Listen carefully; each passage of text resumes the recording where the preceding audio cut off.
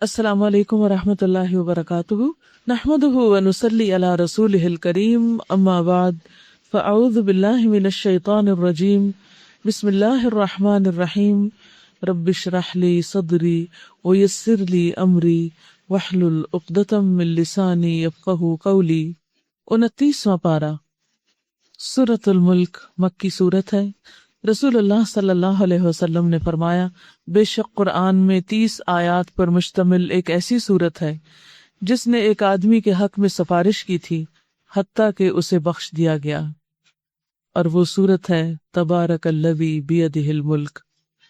یہ سورت عذاب قبر کو روکنے والی ہے۔ رسول اللہ صلی اللہ علیہ وسلم نے فرمایا، سورت تبارک الذی بیدہ الملک عذاب قبر کو روکنے والی ہے۔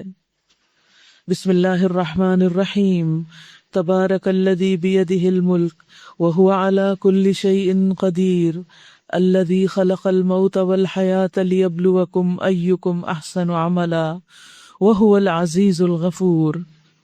نہایت بزرگ و برتر ہے وہ جس کے ہاتھ میں کائنات کی سلطنت ہے اور وہ ہر چیز پر قدرت رکھتا ہے، جس نے موت اور زندگی کو بنایا تاکہ تم لوگوں کو آزما کر دیکھے کہ تم میں سے کون بہتر عمل کرنے والا ہے، اور وہ زبردست ہے، بخشش فرمانے والا ہے۔ تو اللہ سبحانہ تعالیٰ نے ہم سب کو اس دنیا میں پیدا کیا، بہت سی نعمتوں سے نوازا، اور پھر وہ یہ دیکھ رہا ہے کہ ہم کرتے کیا ہیں، کیا اللہ کے فرما بردار بندے بن کر زندہ رہتے ہیں یا نافرمان بندے بن کر۔ اور یہ ٹیسٹ ہر ایک کا ہو رہا ہے، اس سے کوئی بھی مبرہ نہیں ہے، اور اس میں اللہ سبحانہ تعالیٰ نے ہمیں واضح ہدایات، گائیڈ لائنز دی ہیں، کیا ہمیں کرنا ہے اور کن چیزوں سے بچنا ہے۔ خوش قسمت وہی ہیں جو اللہ تعالیٰ کے احکامات پر عمل کر کے آخرت کی ہمیشہ ہمیشہ کی کامیابی حاصل کر سکیں۔ اور امتحان ہے کس چیز کا؟ ایکم احسن عملا، کہ تم میں احسن عمل کس کا ہے، سب سے بہترین کام کس کا ہے۔ یعنی ایک تو ہے کہ انسان کچھ بھی کر لے، اور ایک یہ ہے کہ جو کچھ کرے اس کو نہایت عمدہ طریقے سے کرے۔ ہم سب کو یہ دیکھنا چاہیے کہ ہمارے جو کام ہیں کیا واقعی وہ احسن ہیں، کیا ہماری نمازیں احسن ہیں، کیا ہمارا صدقہ خیرات دینے کا طریقہ احسن ہے، کیا ہمارا صبر و تحمل احسن ہے، کیا ہم لوگوں کے ساتھ جب میل ملاقات کرتے ہیں ان کے ساتھ ٹریٹ کرتے ہیں کسی بھی طرح، کیا وہ احسن ہے، کسی بھی رشتے کے ساتھ ہمارا معاملہ کیسا ہے، والدین کے ساتھ کیا ہم احسان کا معاملہ کرتے ہیں، بہن بھائیوں کے ساتھ، اولاد کے ساتھ، رشتہ داروں کے ساتھ، سسرالی رشتہ داروں کے ساتھ۔ یہ سارے ہمارے ٹیسٹ ہیں۔ ان سب کے لیے ہمیں اپنے آپ کو پرکھنا ہے کہ ہمارا معاملہ کہاں اچھا ہے کہاں نہیں، کیونکہ آپ دیکھیے کہ نماز روزہ کا تو ایک محدود اور مخصوص حصہ ہے نا، باقی زندگی تو ہماری لوگوں کے ساتھ گزرتی ہے، اور اس میں ہم بار بار فیل ہوتے چلے جاتے ہیں، بار بار اپنے نفس کے ہاتھوں مجبور ہو کر ہم بعض اوقات جلدی غصے میں آ جاتے ہیں، بعض اوقات ہم دوسروں کے بارے میں فوراً بدگمانی کا شکار ہو جاتے ہیں، اور اس بدگمانی میں اتنا دور چلے جاتے ہیں کہ بغیر تحقیق کے اس شخص کے خلاف باتیں بھی کرنا شروع کر دیتے ہیں۔ تو یہ سب چیزیں جو ہیں یہ ہم سے دیکھی جا رہی ہیں، چیک ہو رہی ہیں کہ ایکم احسن عملا، کیونکہ ہر وقت کوئی نہ کوئی عمل تو ہم کر ہی رہے ہوتے ہیں، لیکن وہ عمل کس خانے میں پڑتا ہے، انسان کی خیر کے یا شر کے، وہ کہاں کاؤنٹ ہوگا۔ اور پھر احسن عمل کے لیے ضروری ہے کہ سنت کے مطابق بھی ہو اور نیت بھی درست ہو، کیونکہ اگر نیت درست نہیں تو وہ عمل درست ہو نہیں سکتا، چاہے بظاہر دیکھنے میں کتنا بڑا کوئی چیریٹی کا کام ہو یا خدمت خلق کا کوئی حسین نعرہ ہو، اس کا کچھ فائدہ نہیں جب تک کہ صرف اور صرف اللہ کی رضا مقصود نہ ہو۔ اور وہ زبردست بھی ہے اور بہت بخشش فرمانے والا بھی، یعنی اللہ سبحانہ وتعالی اپنے بندوں پر پوری قدرت رکھتا ہے کہ اگر وہ احسن نہ کرے تو انہیں دنیا میں ہی پکڑ لے، لیکن پھر وہ انہیں مہلت دیتا چلا جا رہا ہے، اور بخشش فرمانے والا یعنی بندوں کی کوتاہیوں کے باوجود ان کو معاف کرتا چلا جاتا ہے۔ الذی خلق 7 سماوات طباقا ما تری فی خلق الرحمن من تفاوت، جس نے تہ برتہ 7 آسمان بنائے، تم رحمان کی تخلیق میں کسی قسم کی بے ربطی نہ پاؤ گے۔ یعنی اللہ سبحانہ تعالیٰ کا ہر کام احسن ہے، خوبصورت ہے، وہ بندوں سے بھی خوبصورتی کا تقاضا کرتا ہے۔ پھر پلٹ کر دیکھو، کہیں تمہیں کوئی خلل نظر آتا ہے، بار بار نگاہ دوڑاؤ، تمہاری نگاہ تھک کر نامراد پلٹ آئے گی۔ تم رحمان کی تخلیق میں کسی قسم کا کوئی بھی ایسا عمل نہیں دیکھو گے کہ جو احسن سے کم ہو. یعنی ہر چیز کے اندر حسن پایا جاتا ہے. حدیث میں آتا ہے ان اللہ کتب الاحسان فی کل شیء، اللہ تعالیٰ نے احسان کو ہر چیز میں لکھ دیا ہے. اور پھر اس خوبصورت کارخانہ قدرت میں خصوصی طور پر جس چیز کو حسن بخشا گیا ہے وہ آسمان ہے اور آسمان کے ستارے. کہ اگر دیکھنا ہو کہ اللہ تعالیٰ نے کیسا حسن پیدا کیا ہے اور اس کے کام کتنے خوبصورت ہیں تو آسمان کو دیکھو. ہم نے تمہارے قریب کے آسمان کو عظیم الشان چراغوں سے آراستہ کیا ہے اور انہیں شیاطین کو مار بھگانے کا ذریعہ بنایا ہے، یعنی شہاب ثاقب کے ذریعے. ان شیطانوں کے لیے بھڑکتی ہوئی آگ ہم نے مہیا کر رکھی ہے، یعنی جو سرکش ہیں. جن لوگوں نے اپنے رب سے کفر کیا ہے ان کے لیے جہنم کا عذاب ہے اور وہ بہت ہی برا ٹھکانہ ہے. جب وہ اس میں پھینکے جائیں گے تو اس کے دھاڑنے کی ہولناک آواز سنیں گے. سمعوا لہا شہیقا، شہیق کے بارے میں آتا ہے، عبداللہ ابن عمر فرماتے ہیں کہ جہنم میں چنگھاڑنے کی آوازیں اور چیخنے چلانے کی آوازیں ہوں گی، اور ان کی آوازیں گدھے کی آوازوں سے مشابہ ہوں گی. یعنی جہنم والے جب چیخ رہے ہوں گے تو اس طرح جیسے گدھے بولتے ہیں، اور شروع کی آواز شہیق ہوتی ہے اور آخر کی آواز زفیر ہوتی ہے. سمیع لہا شہیقا وہی تفور، اور وہ جوش کھا رہی ہوگی. تکاد تمیز من الغیظ، شدت غضب سے پھٹی جا رہی ہوگی. یعنی جہنم کو جہنمیوں پر بڑا سخت غصہ ہوگا کہ اس کے اندر ایسے نافرمان لوگ آئے ہیں جنہوں نے اللہ کو ناراض کیا ہے، اب وہ ان کے اوپر ناراض ہو رہی ہوگی. ہر بار جب کوئی گروہ اس میں ڈالا جائے گا اس کے کارندے ان لوگوں سے پوچھیں گے کیا تمہارے پاس کوئی خبردار کرنے والا نہیں آیا تھا؟ وہ جواب دیں گے ہاں، خبردار کرنے والا تو ہمارے پاس آیا تھا مگر ہم نے اسے جھٹلا دیا اور ہم نے کہا اللہ نے کچھ بھی نازل نہیں کیا، تم بڑی گمراہی میں پڑے ہوئے ہو. اور یہ ایک عام ٹرینڈ ہے کہ جو شخص ہمیں نصیحت کرے اس پر کوئی الزام لگا دیا جائے یا اس کو برا بھلا کہا جائے یا اس کا ہمت حوصلہ ہی توڑ دیا جائے تاکہ وہ ہمیں سمجھانا چھوڑ دے. قیامت کے دن لوگ اسی بات پہ پچھتائیں گے کہ جو ہمارے پاس ہمیں سمجھانے کے لیے آئے ہم نے انہیں کوئی برا بھلا کہا اور کہا اللہ نے کچھ بھی نازل نہیں کیا، یہ تم لوگ خود ہی مولوی حضرات ہم پر امپوز کر رہے ہو، تم بڑی گمراہی میں پڑے ہوئے ہو، دنیا کدھر جا رہی ہے اور تم پرانی باتیں کرتے ہو 1400 سال پہلے کی. وَقَالُوا لَوْ كُنَّا نَسْمَعُ أَوْ نَعْقِلُ مَا كُنَّا فِي أَصْحَابِ السَّعِيرِ، وہ کہیں گے کاش ہم سنتے یا سمجھتے تو آج اس بھڑکتی ہوئی آگ کے سزاواروں میں شامل نہ ہوتے.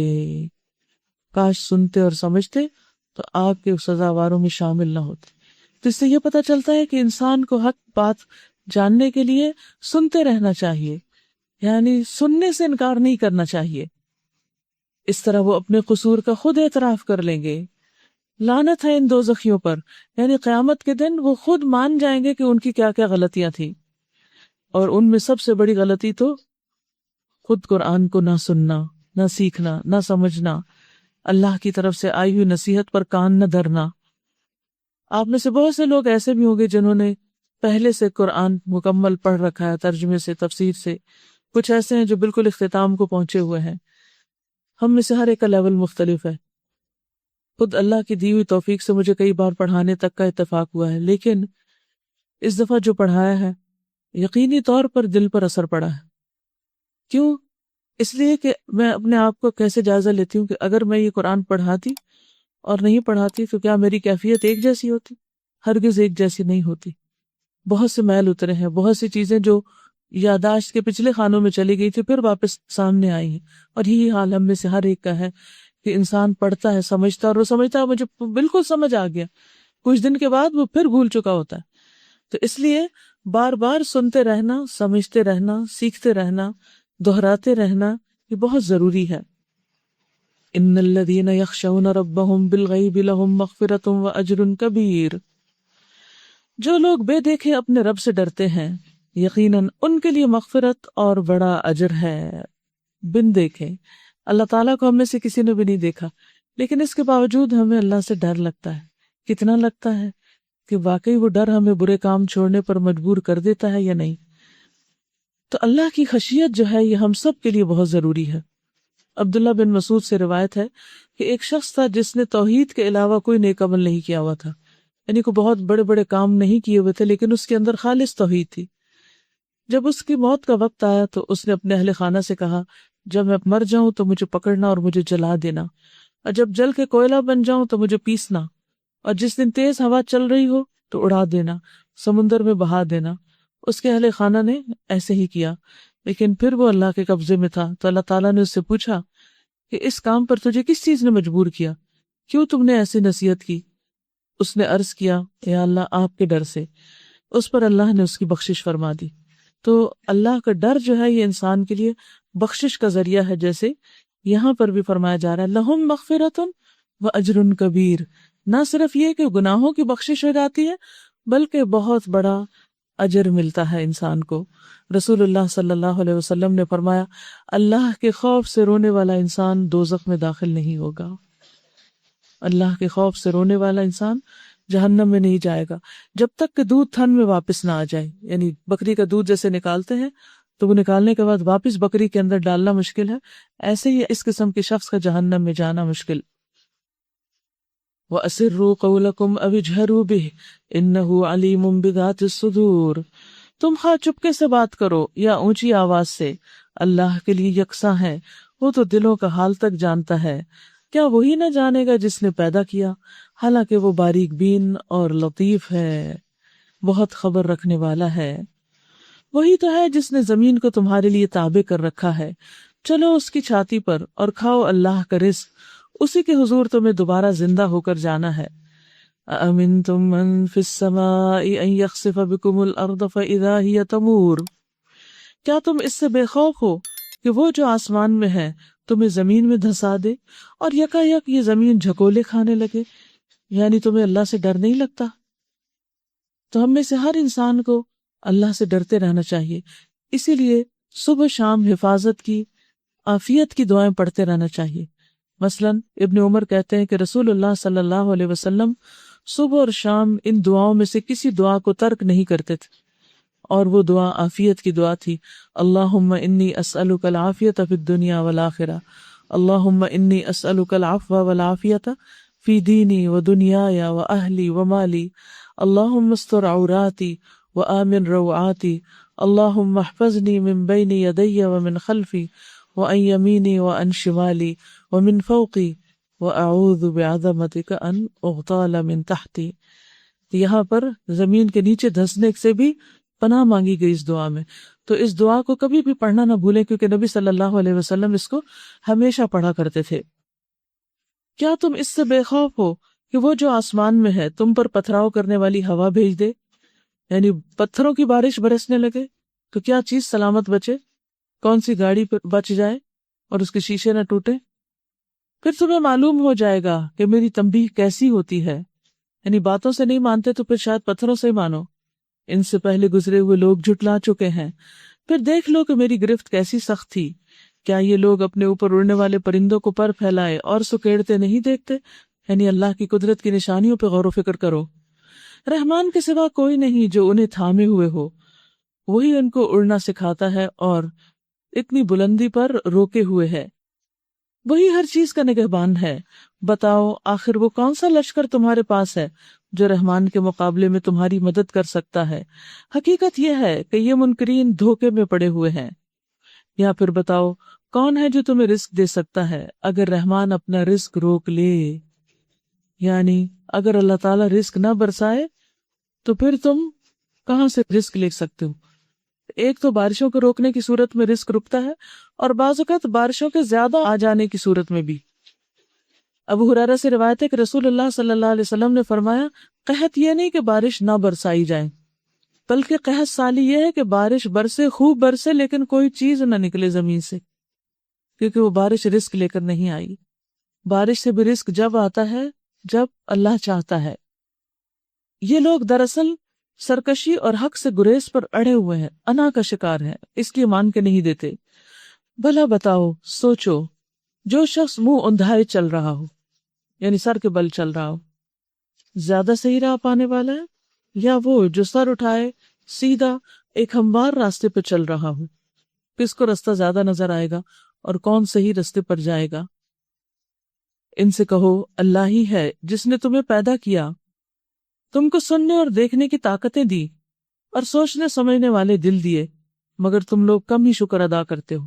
یعنی سوچنے سمجھنے کی ان صلاحیتوں سے فائدہ نہیں اٹھاتے، اس کے برعکس کیا کرتے ہو؟ جانوروں کی طرح سر اونڈھائے چلتے چلے جا رہے ہو بغیر سوچے سمجھے۔ تو انسان کو یہ روش زیبا نہیں دیتی۔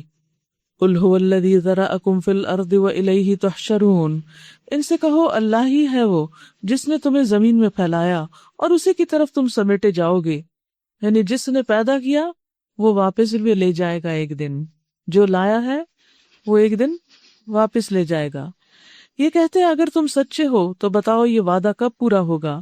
کہو اس کا علم تو اللہ کے پاس ہے، میں تو بس صاف صاف خبردار کر دینے والا ہوں۔ پھر جب یہ اس چیز کو دیکھ لیں گے تو ان سب لوگوں کے چہرے بگڑ جائیں گے جنہوں نے انکار کیا ہے، اور اس وقت ان سے کہا جائے گا کہ یہی ہے وہ چیز جس کے لیے تم تقاضے کر رہے تھے۔ ان سے کہو کبھی تم نے یہ بھی سوچا کہ اللہ خواہ مجھے اور میرے ساتھیوں کو ہلاک کر دے یا ہم پر رحم کرے، کافروں کو دردناک عذاب سے کون بچا لے گا؟ ان سے کہو وہ بڑا رحیم ہے، اسی پر ہم ایمان لائے اور اسی پر ہمارا بھروسہ ہے۔ ان قریب تمہیں معلوم ہو جائے گا کہ سری گمراہی میں پڑا ہوا کون ہے۔ ان سے کہو کیا کبھی تم نے سوچا اگر تمہارے کنووں کا پانی زمین میں اتر جائے تو اس پانی کی بہتی ہوئی سوتیں تمہیں نکال کر کون لا دے گا؟ اور ہم ہر سال گرمیوں میں اس چیز کا مشاہدہ کرتے ہیں، جب زمین سے پانی کی سطح بہت کم ہو جاتی ہے تو کس طرح لوگ پانی کے لیے ترستے ہیں، اور ایک ایک گھڑا یا ایک ایک ٹرک جو ہے وہ دگنی چگنی قیمت پر بک رہا ہوتا ہے اور انسان مشکل میں پڑ جاتے ہیں۔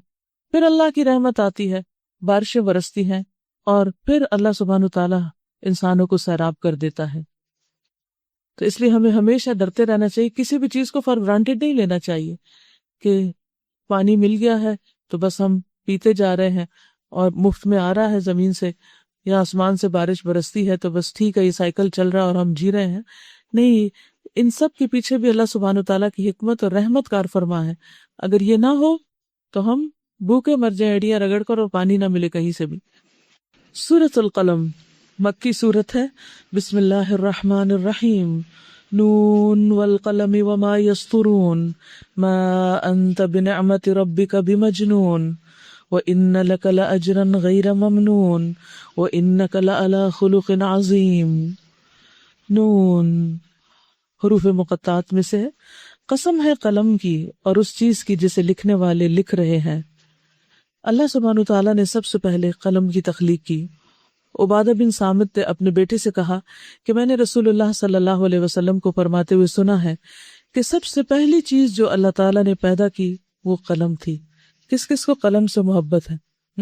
اور کون قلم سے کچھ لکھنا نہیں چاہتا؟ اللہ کیا مصیبت! تو قلم سے محبت کیجیے کیونکہ اللہ سبحانہ تعالیٰ نے اس کو بنایا ہے۔ تو سب سے پہلی چیز جو اللہ تعالیٰ نے پیدا کی وہ قلم تھی، پھر اس سے فرمایا کہ لکھو، یعنی لکھنے والا ابھی کوئی نہیں اور آیا تھا انسان، قلم کو ہی حکم دیا کہ لکھو۔ اس نے کہا اے میرے رب کیا لکھوں؟ اللہ تعالیٰ نے فرمایا قیامت تک ہونے والی تمام چیزوں کی تقدیر لکھو۔ اے میرے بیٹے، بے شک میں نے رسول اللہ صلی اللہ علیہ وسلم سے سنا ہے کہ جو شخص اس کے سوا کسی اور عقیدے پر مر گیا وہ مجھ سے نہیں، یعنی تقدیر پر ایمان لانا ایمان کا ایک بنیادی حصہ ہے۔ دراصل تقدیر ہے کیا؟ اللہ تعالیٰ کا علم ہے۔ سوال ہی پیدا ہوتا ہے کہ اللہ تعالیٰ جس نے پیدا کیا اس کو علم نہیں ہونا چاہیے؟ ہونا چاہیے نا۔ اور اگر اس کو پتہ ہی نہ اس نے پیدا کیا کیا اور کس شکل اور کس رنگ اور کس ڈیزائن کا پیدا کیا اور کس چیز کو کہاں رکھنا ہے اور پھر کون سی چیز کب کس زمانے میں آئے گی، یہ سارا اس کا علم ہے۔ تو الا یعلم من خلق وہو اللطیف الخبیر، کیا وہی نہیں جانے گا جس نے پیدا کیا؟ تو یہ تو اس کے لیے ایک لازمی چیز ہے کہ جس کو ہم الہ مانتے ہیں اور جس کو ہم خالق اور رب مانتے ہیں اس کو العلیم بھی مانے، الحکیم بھی مانے، القدیر بھی مانے، کیونکہ اسی نے سب کچھ بنایا ہے اور اسی کی طرف سب کچھ لوٹ رہا ہے، اور اس نے جو کچھ بنایا ہے درست اندازے کے ساتھ بنایا ہے، صحیح طور پر بنایا ہے اور کسی پر ظلم کرنے والا نہیں۔ یعنی ایک اور چیز آپ جان رکھیے کہ جہاں اللہ تعالیٰ خالق، مالک اور مدبر ہے وہاں وہ بندوں پر ظلم نہیں کرتا۔ تو اس لیے کوئی یہ نہیں الزام دے سکتا کہ اللہ نے میری تقدیر میں لکھ دیا ہے کہ میں نماز نہ پڑھوں یا میں کوئی اچھے کام نہ کروں۔ یہ دراصل ہمارے اپنے بہانے ہیں، اور اللہ کو پہلے سے ہی پتا تھا کہ کون شخص میرا حکم سنتے ہی کھڑا ہو جائے گا اور کون مانے گا نہیں. جیسے آپ کو اپنے بچوں کے بارے میں پتا ہوتا ہے کہ یہ بات میں جب کہوں گی تو کس کا ریئیکشن کیا ہوگا، تو ہمارے چھوٹے سے تجربے کی بنا پر ہمیں پتا ہوتا ہے کہ مختلف لوگوں کے ریئیکشنز کیا ہونے والے. تو کیا اللہ سبحانہ وتعالیٰ جس نے سب کو ہی پیدا کیا اور ان کی سب ضرورت کی چیزیں بھی پیدا کی، اس کو نہیں پتا ہوگا؟ اگر اس کو پتا نہ ہو تو پھر یہ نظام چل ہی نہیں سکتا.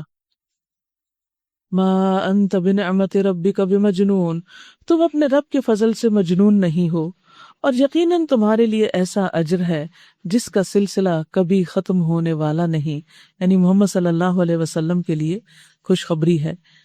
کیا وجہ تھی کہ آپ کے لیے اتنا اجر جو ختم نہ ہو؟ کیونکہ آپ اخلاق کے بہت بڑے مرتبے پر فائز تھے. حقیقت یہ ہے کہ جن کا اخلاق اچھا ہوتا ہے، جن کے معاملات اچھے ہوتے ہیں، جن کی گفتگو اچھی ہوتی ہے، وہ دنیا اور آخرت کی بھلائیاں لوٹ لے جاتے ہیں، وہ لوگوں کے دلوں میں گھر کر جاتے ہیں. اور جو لوگ خود غرض ہوتے ہیں اور چھوٹی چھوٹی باتوں کو مائنڈ کر کے بڑے بڑے انتقام پر اتر آتے ہیں، وہ دنیا کی خیر سے بھی محروم ہوتے ہیں اور آخرت کی خیر سے بھی. وَإِنَّكَ لَعَلَىٰ خُلُقٍ عَظِيمٍ، اور بے شک تم اخلاق کے بڑے مرتبے پر فائز ہو. اور آپ کا اخلاق کیا تھا؟ حضرت عائشہ کہتی کان خلقہ القرآن. ہمیں بھی سوچنا چاہیے کہ کیا ہمارا اخلاق بھی قرآن ہے؟ اللہ ہم سب کو بہترین اخلاق عطا کر دے تاکہ ہمارے ارد گرد رہنے والے لوگوں کی زندگیاں حرام نہ ہو. کیونکہ جب کوئی انسان بد اخلاق ہوتا ہے تو صرف وہ خود سفر نہیں کر رہا ہوتا، اس کے متعلقین، اس کے لواحقین، وہ سب بھی سخت متاثر ہوتے ہیں اور ان کے لیے زندگی بہت دوبھر ہو جاتی، کٹھن ہو جاتی، دکھی ہو جاتی ہے، خوشیوں سے خالی ہو جاتی ہے. کیونکہ ہر انسان ہر وقت اپنے متعلقین کو یا خوش کر رہا ہوتا ہے یا پھر ان کے ساتھ برا سلوک کر رہا ہوتا ہے. ہمیں سوچنا چاہیے کہ ہماری زندگی کا امپیکٹ ہمارے آس پاس کے لوگوں پر کیا ہے، ہم کیا آثار چھوڑ رہے ہیں. کیونکہ انسانوں کے مرنے کے بعد صرف ان کی نیکیاں یاد رہ جاتی ہیں یا پھر ان کے دیے ہوئے دکھ یاد رہتے ہیں. یہ دو چیزیں ایسی ہیں جو نہیں بھولتی. انسان بھول جاتے ہیں، نیکیاں اور دکھ نہیں بھولتے. تو اس لیے لوگوں کے ساتھ بھی نیکی اور بھلائی کرنے والے بنے اور ان کو دکھ دینے والے نہ ہوں. فَسَتُبْصِرُ وَيُبْصِرُونَ بِأَيِّكُمُ الْمَفْتُونُ إِنَّ رَبَّكَ هُوَ أَعْلَمُ بِمَنْ ضَلَّ عَنْ سَبِيلِهِ وَهُوَ أَعْلَمُ بِالْمُهْتَدِينَ. ان قریب تم بھی دیکھو گے اور وہ بھی دیکھ لیں گے کہ تم میں سے کون جنون میں مبتلا ہے. تمہارا رب ان لوگوں کو بھی خوب جانتا ہے جو اس کی راہ سے بھٹکے ہوئے ہیں، اور وہی ان کو بھی اچھی طرح جانتا ہے جو راہ راست پر ہیں. لہٰذا تم ان جھٹلانے والوں کے دباؤ میں ہرگز نہ آؤ. یہ تو چاہتے ہیں کہ کچھ تم مداحنت کرو تو یہ بھی مداحنت کریں.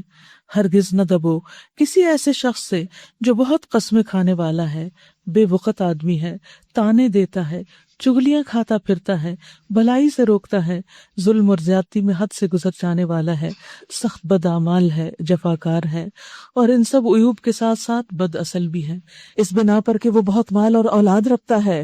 یعنی ایک طرف ہمارے حبیب محمد صلی اللہ علیہ وسلم کا کردار ہے اور دوسری طرف آپ کے مخالفین کا کردار ہے.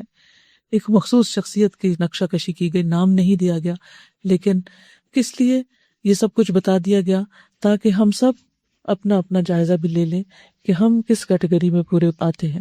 یعنی کیا واقعی ہم اللہ سبحانہ و تعالیٰ کے محبوب بندوں کی کیٹیگری میں ہیں، یا جو دین کے مخالف ہیں اور بد اخلاق اور بدتمیز قسم کے لوگ ہیں، ان جیسی عادات ہم نے اپنائی ہیں. کیونکہ انسان انہی کے ساتھ ہوگا جن سے محبت کرتا ہوگا. جب ہماری آیات اس کو سنائی جاتی ہیں تو کہتا ہے یہ اگلے وقتوں کے افسانے ہیں. یعنی بد اخلاق ہونے کے ساتھ ساتھ بے ایمان بھی ہے کہ اس کو اللہ تعالیٰ کی بھیجی ہوئی اس کتاب پر یقین نہیں. ان قریب ہم اس کی سونڈ پر داغ لگائیں گے. ہم نے ان اہل مکہ کو اسی طرح آزمائش میں ڈالا ہے جس طرح ایک باغ کے مالکوں کو آزمائش میں ڈالا. یہاں ایک کہانی بتائی گئی ہے اور اس سے ہمیں سبق سیکھنا ہے. جب انہوں نے قسم کھائی کہ صبح سویرے ضرور اپنے باغ کے پھل توڑیں گے، اور وہ کوئی استثناء نہیں کر رہے تھے، نہیں یقینی بات کر رہے تھے کہ اب تو پھل پک گیا، اب ہم نہیں توڑنا ہے. رات کو وہ سوئے پڑے تھے کہ تمہارے رب کی طرف سے ایک بلا اس باغ پر پھر گئی اور اس کا حال ایسا ہو گیا جیسے کٹی ہوئی فصل ہو. آپ یہ آزما کر دیکھ لیجئے کہ جب آپ بخل کرتے ہیں، جب آپ خیر کو لوگوں سے روکتے ہیں، تو اس وقت کیا ہوتا ہے؟ وہ خیر آپ سے بھی چھن جاتی ہے، اگر پوری نہیں تو اس کا کچھ حصہ.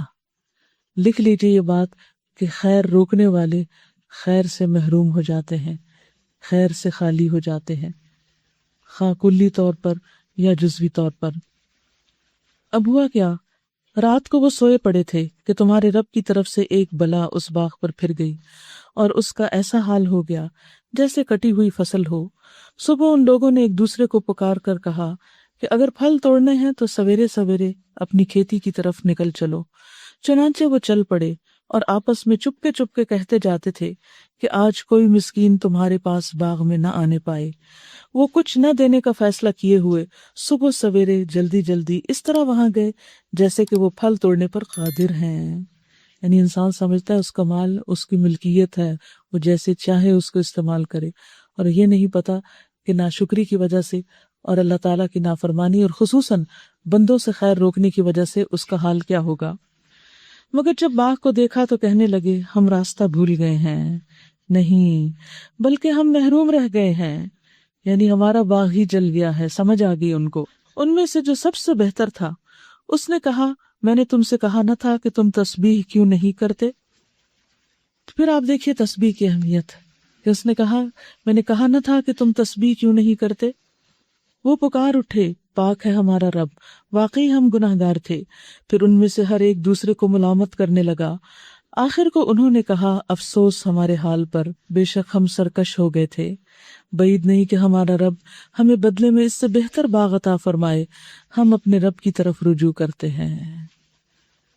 تو اس میں بہت بڑا عبرت کا سامان ہے، بہت بڑی نصیحت ہے ہم سب کے لیے، کیا کہ جو نعمتیں اللہ نے ہم کو دی ہیں انہیں ہم دوسروں کے ساتھ شیئر کرتے رہیں۔ حضرت اسماء کو نبی صلی اللہ علیہ وسلم نے فرمایا تھا لا تو کی فیو کا علیہ کی، تم مت روکنا ورنہ تم سے روک لیا جائے گا، یعنی اگر تم خیر کو دوسروں سے روکو گی تو خیر تم سے روک لی جائے گی۔ ایسا ہوتا ہے عذاب، اور آخرت کا عذاب اس سے بھی بڑا ہے۔ لو کانوا یعلمون، کاش وہ جانتے ہوتے، ان للمتقین عند ربہم جنات النعیم، یقیناً اللہ سے ڈرنے والوں کے لیے ان کے رب کے ہاں نعمت بھری جنتیں ہیں۔ کیا ہم فرما برداروں کا حال مجرموں کا سا کر دیں؟ تم لوگوں کو کیا ہو گیا ہے؟ تم کیسے حکم لگاتے ہو؟ کیا تمہارے پاس کوئی کتاب ہے جس میں تم یہ پڑھتے ہو کہ ضرور تمہارے لیے وہاں وہی کچھ ہے جو تم اپنے لیے پسند کرتے ہو؟ یا پھر کیا تمہارے لیے روز قیامت تک ہم پر کچھ عہد و پیمان ثابت ہے کہ تمہیں وہی کچھ ملے گا جس کا تم حکم لگاؤ، تم فیصلہ کرو؟ ان سے پوچھو تم میں سے کون اس کا ضامن ہے، یا پھر ان کے ٹھہرائے ہوئے کچھ شریک ہیں جنہوں نے اس کا ذمہ لیا ہو؟ یہ بات ہے تو لائیں اپنے شریکوں کو اگر یہ سچے ہیں۔ یوم یکشف عن ساق ویدعون الی السجود فلا یستطیعون، تو جس روز پنڈلی کھول دی جائے گی اور لوگوں کو سجدہ کرنے کے لیے بلایا جائے گا تو یہ لوگ سجدہ نہ کر سکیں گے، ان کی نگاہیں نیچی ہوں گی، ذلت ان پر چھا رہی ہوگی۔ یہ جب صحیح سالم تھے تو اس وقت انہیں سجدے کے لیے بلایا جاتا تھا اور یہ سجدے سے انکار کرتے تھے۔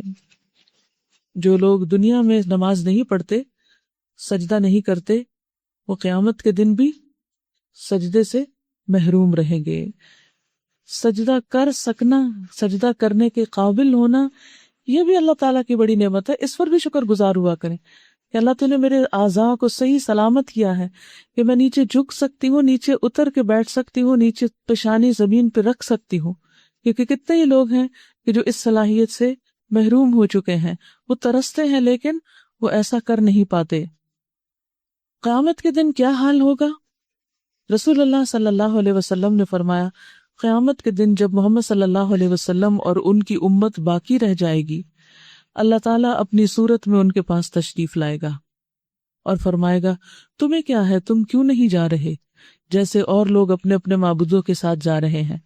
وہ کہیں گے ہمارا جو معبود ہے ہم اسے دیکھ نہیں رہے، کیونکہ حکم ہوگا کہ ہر کوئی اپنے معبود کے ساتھ چلا جائے۔ تو اللہ تعالیٰ پوچھیں گے کہ تم لوگ کیوں نہیں جائے امت محمد پہ؟ کہیں گے ہمارا معبود نظر نہیں آ رہا۔ بس اللہ تعالیٰ فرمائے گا کیا جب تم اسے دیکھ لو گے تو پہچان لو گے؟ وہ کہیں گے ہمارے اور اس کے درمیان ایک علامت اور نشانی ہے، جب ہم اسے دیکھ لیں گے تو ہم اس کو پہچان لیں گے۔ بس وہ فرمائے گا وہ علامت کیا ہے؟ تو وہ کہیں گے کہ وہ اپنی پنڈلی کھولے گا۔ بس اس وقت وہ اپنی پنڈلی کھولے گا تو ہر شخص اس حال میں گر جائے گا کہ زمین سے لگ جائے گا، پہچانتے ہی، اور وہ قوم باقی رہ جائے گی جس کی پیٹھیں گائے کے سینگوں کی طرح سخت ہو جائیں گی۔ وہ سجدہ کرنے کا ارادہ کریں گے لیکن سجدہ نہ کر سکیں گے، جبکہ ان کو سجدے کی طرف صحیح سلامت حالت میں بلایا جاتا تھا۔ یعنی دنیا میں جب صحیح سلامت حالت میں ان کو بلایا جاتا تھا تو وہ سجدہ نہیں کرتے تھے۔ تو جو شخص بھی نماز نہ پڑھتا ہو اس کو یہ حدیث سنا دینی چاہیے، کیونکہ وہ دن پھر بہت شرمندگی کا دن ہوگا۔ یعنی آپ دیکھیے کہ اگر سب لوگ ایک کام کر رہے ہیں اور ایک شخص بیچ میں آڈ سا کوئی کھڑا ہو تو اس کو کتنی شرمندگی ہوتی ہے، بہت ان کو آڈ فیلنگ بھی ہوگی، اور اس کے علاوہ وہ جو کمر کی اکڑان ہے وہی ان کو پریشان کر دے گی۔ ایک اور روایت میں آتا ہے کہ ہر منافق باقی رہ جائے گا، پس وہ سجدہ کرنے کی طاقت نہ رکھے گا۔ اسی طرح جو لوگ دکھاوے کے سجدے کرتے ہیں، دکھاوے کی نمازیں پڑھتے ہیں، جب کوئی آ جائے تو زیادہ اچھی نماز پڑھنے لگ جاتے ہیں، وہ بھی سجدہ نہ کر سکیں گے۔ نبی صلی اللہ علیہ وسلم نے فرمایا، ہمارا رب قیامت کے دن اپنی پنڈلی کھولے گا، اس وقت ہر مومن مرد اور عورت اس کے لیے سجدے میں گر پڑیں گے، صرف وہ باقی رہ جائیں گے جو دنیا میں دکھاوے اور ناموری کے لیے سجدے کرتے تھے۔ جب وہ سجدہ کرنا چاہیں گے تو ان کی پیٹھ تختہ ہو جائے گی، اکڑ جائے گی، سجدہ نہ کر پائیں گے۔ فَذَرْنِي وَمَن يُكَذِّبُ بِهَذَا الْحَدِيثِ، پس اے نبی صلی اللہ علیہ وسلم تم اس کلام کے جھٹلانے والوں کا معاملہ مجھ پر چھوڑ دو، ہم ایسے طریقے سے ان کو بتدریج تباہی کی طرف لے جائیں گے کہ ان کو خبر بھی نہ ہوگی۔ میں ان کی رسی دراز کر رہا ہوں، میری چال بڑی زبردست ہے۔ کیا تم ان سے کوئی اجر طلب کر رہے ہو کہ یہ اس چٹی کے بوجھ تلے دبے جا رہے ہوں؟ کیا ان کے پاس غیب کا علم ہے جسے یہ لکھ رہے ہوں؟ بس اپنے رب کا فیصلہ صادر ہونے تک صبر کرو، اور مچھلی والے یونس علیہ السلام کی طرح نہ ہو جاؤ جب اس نے پکارا تھا اور وہ غم سے بھرا ہوا تھا۔ اگر اس کے رب کی مہربانی اس کے شامل حال نہ ہوتی تو وہ مذموم ہو کر چٹیل میدان میں پھینک دیا جاتا۔ آخر کار اس کے رب نے اسے برگزیدہ فرما لیا اور اسے صالح بندوں میں شامل کر لیا۔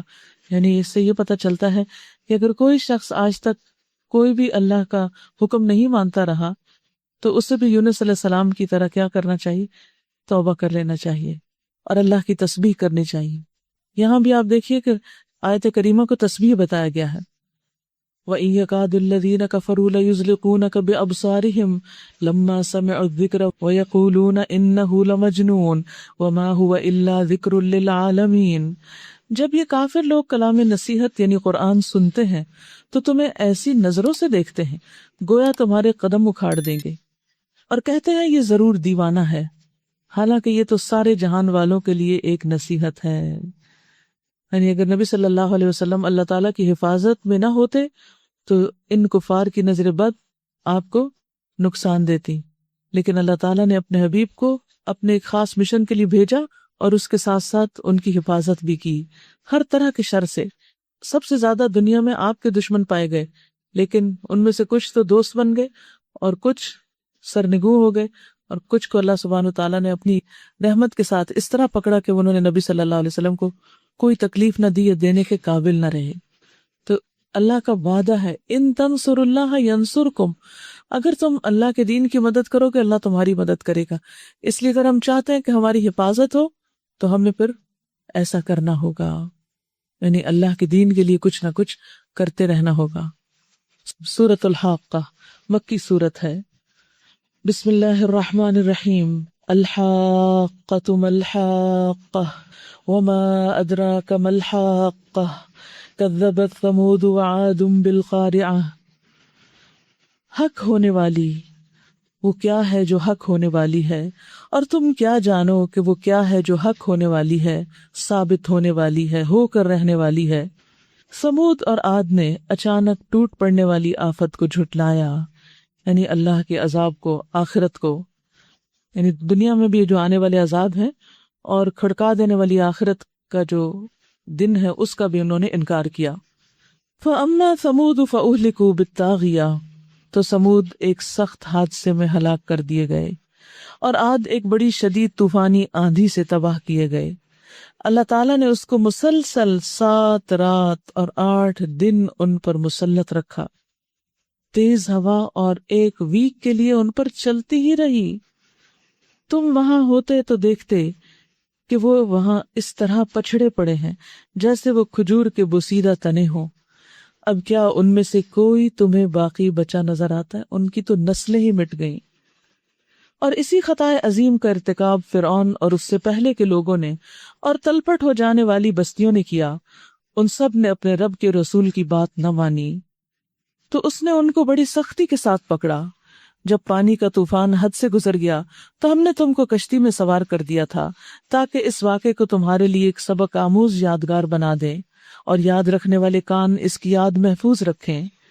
پھر جب ایک دفعہ سور میں پھونک مار دی جائے گی اور زمین اور پہاڑوں کو اٹھا کر ایک ہی چوٹ میں ریزہ ریزہ کر دیا جائے گا، اس روز وہ ہونے والا واقعہ پیش آ جائے گا، یعنی قیامت آ جائے گی۔ اس دن آسمان پھٹے گا اور اس کی بندش ڈھیلی پڑ جائے گی، فرشتے اس کے اطراف و جوانب میں ہوں گے۔ 8 فرشتے اس روز تیرے رب کا عرش اپنے اوپر اٹھائے ہوئے ہوں گے۔ وہ دن ہوگا جب تم پیش کیے جاؤ گے اللہ کے حضور، تمہارا کوئی راز چھپا نہ رہ جائے گا، کوئی بھی سیکرٹ نہ رہ جائے گا۔ اس وقت جس کا نامہ اعمال اس کے سیدھے ہاتھ میں دیا جائے گا، وہ کہے گا لو دیکھو پڑھو میرا نامہ اعمال، میں سمجھتا تھا مجھے ضرور اپنا حساب ملنے والا ہے۔ یعنی جو شخص حساب کی فکر کرے گا اسی کو نامہ اعمال دائیں ہاتھ میں دیا جائے گا۔ پس وہ دل پسند عیش میں ہوگا، عالی مقام جنت میں، جس کے پھلوں کے گچھے جھکے پڑ رہے ہوں گے۔ ایسے لوگوں سے کہا جائے گا مزے سے کھاؤ اور پیو ان اعمال کے بدلے میں جو تم گزرے ہوئے دنوں میں کرتے رہے ہو۔ تو پھر وہاں پر فائدہ کیا چیز دے گی؟ یوم لا ينفع مال ولا بنون الا من اتى اللہ بقلب سلیم۔ المال والبنون زینۃ الحیات الدنیا والباقیات الصالحات خیر عند ربک ثوابا وخیر عملا۔ تو عمل سے زندگی بنتی ہے، جنت بھی جہنم بھی۔ اور جس کا نامہ اعمال اس کے بائیں ہاتھ میں دیا جائے گا، وہ کہے گا کاش میرا نامہ اعمال مجھے نہ دیا گیا ہوتا اور میں نہ جانتا کہ میرا حساب کیا ہے۔ کاش میری وہی موت جو دنیا میں آئی تھی فیصلہ کن ہوتی، یعنی مجھے دوبارہ زندہ نہ ہونا پڑتا۔ ما اغنی عنی مالیہ ہلک عنی سلطانیہ خذوہ فغلوہ ثم الجحیم صلوہ ثم فی سلسلۃ ذرعہا 70 ذراعا فاسلکوہ۔ آج میرا مال میرے کچھ کام نہ آیا، میرا سارا اقتدار ختم ہو گیا۔ حکم ہوگا پکڑو اسے اور اس کی گردن میں توق ڈال دو، پھر اسے جہنم میں جھونک دو، پھر اس کو 70 ہاتھ لمبی زنجیر میں جکڑ دو۔ یہ نہ اللہ بزرگ و برتر پر ایمان لاتا تھا اور نہ مسکین کو کھانا کھلانے کی ترغیب دیتا تھا، لہٰذا آج نہ یہاں اس کا کوئی یار غمخوار ہے اور نہ زخموں کے دھون کے سوا اس کے لیے کوئی کھانا ہے جسے خطا کاروں کے سوا کوئی نہیں کھاتا۔ بس نہیں، میں قسم کھاتا ہوں ان چیزوں کی بھی جو تم دیکھتے ہو اور ان کی بھی جنہیں تم نہیں دیکھتے۔ یہاں یہ جو اہل جہنم کا عذاب بتایا گیا نا، بڑا ہی غلیظ قسم کا اور بھیانک قسم کا ہے۔ ابن عباس کہتے ہیں کہ جہنم میں پیپ اور خون کی وادیاں بہہ رہی ہوں، یعنی جہنم والے جسم جل جل کے موٹے ہو جائیں گے اور ان سے پانی رس رس کے، اور پانی کے ساتھ خون اور پیپ بھی رسے گی اور اس سے ندیاں بہہ پڑیں گی، اور ان وادیوں سے پھر وہ لوگ پانی پیئیں گے، یہ گند پیئیں گے جو جہنم میں جائیں گے۔ ظاہر ہے کہ جن کے اخلاق دنیا میں گندے ہیں اور جن کے عقیدے میں شرک کی گندگی ہے، ان کا انجام پھر یہی ہے جو اللہ تعالیٰ نے بتایا ہے ہمیں۔ پس نہیں، میں قسم کھاتا ہوں ان چیزوں کی بھی جو تم دیکھتے ہو اور ان کی بھی جنہیں تم نہیں دیکھتے۔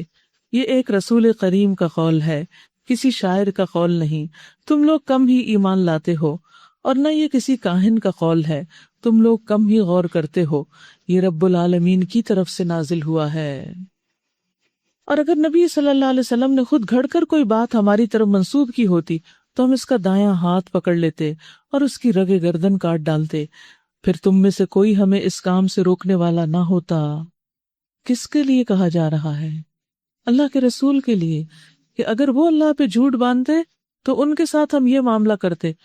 تو ہم سب کو اس سے سخت پرہیز کرنا چاہیے اور توبہ کرنی چاہیے کہ کوئی جھوٹی بات اللہ کے ذمہ لگائیں۔ در حقیقت پرہیزگار لوگوں کے لیے یہ ایک نصیحت ہے، اور ہم جانتے ہیں کہ تم میں سے کچھ لوگ جھٹلانے والے ہیں، ایسے کافروں کے لیے یہ موجب حسرت ہے، اور یہ بالکل یقینی حق ہے۔ پس اے نبی صلی اللہ علیہ وسلم، اپنے رب عظیم کے نام کی تسبیح کرو، فسبح بسم ربک العظیم۔ سبحان ربی العظیم۔ سورۃ المعارج مکی صورت ہے۔ بسم اللہ الرحمن الرحیم۔ سأل سائل بعذاب واقع للکافرین لیس له دافع من اللہ ذی المعارج۔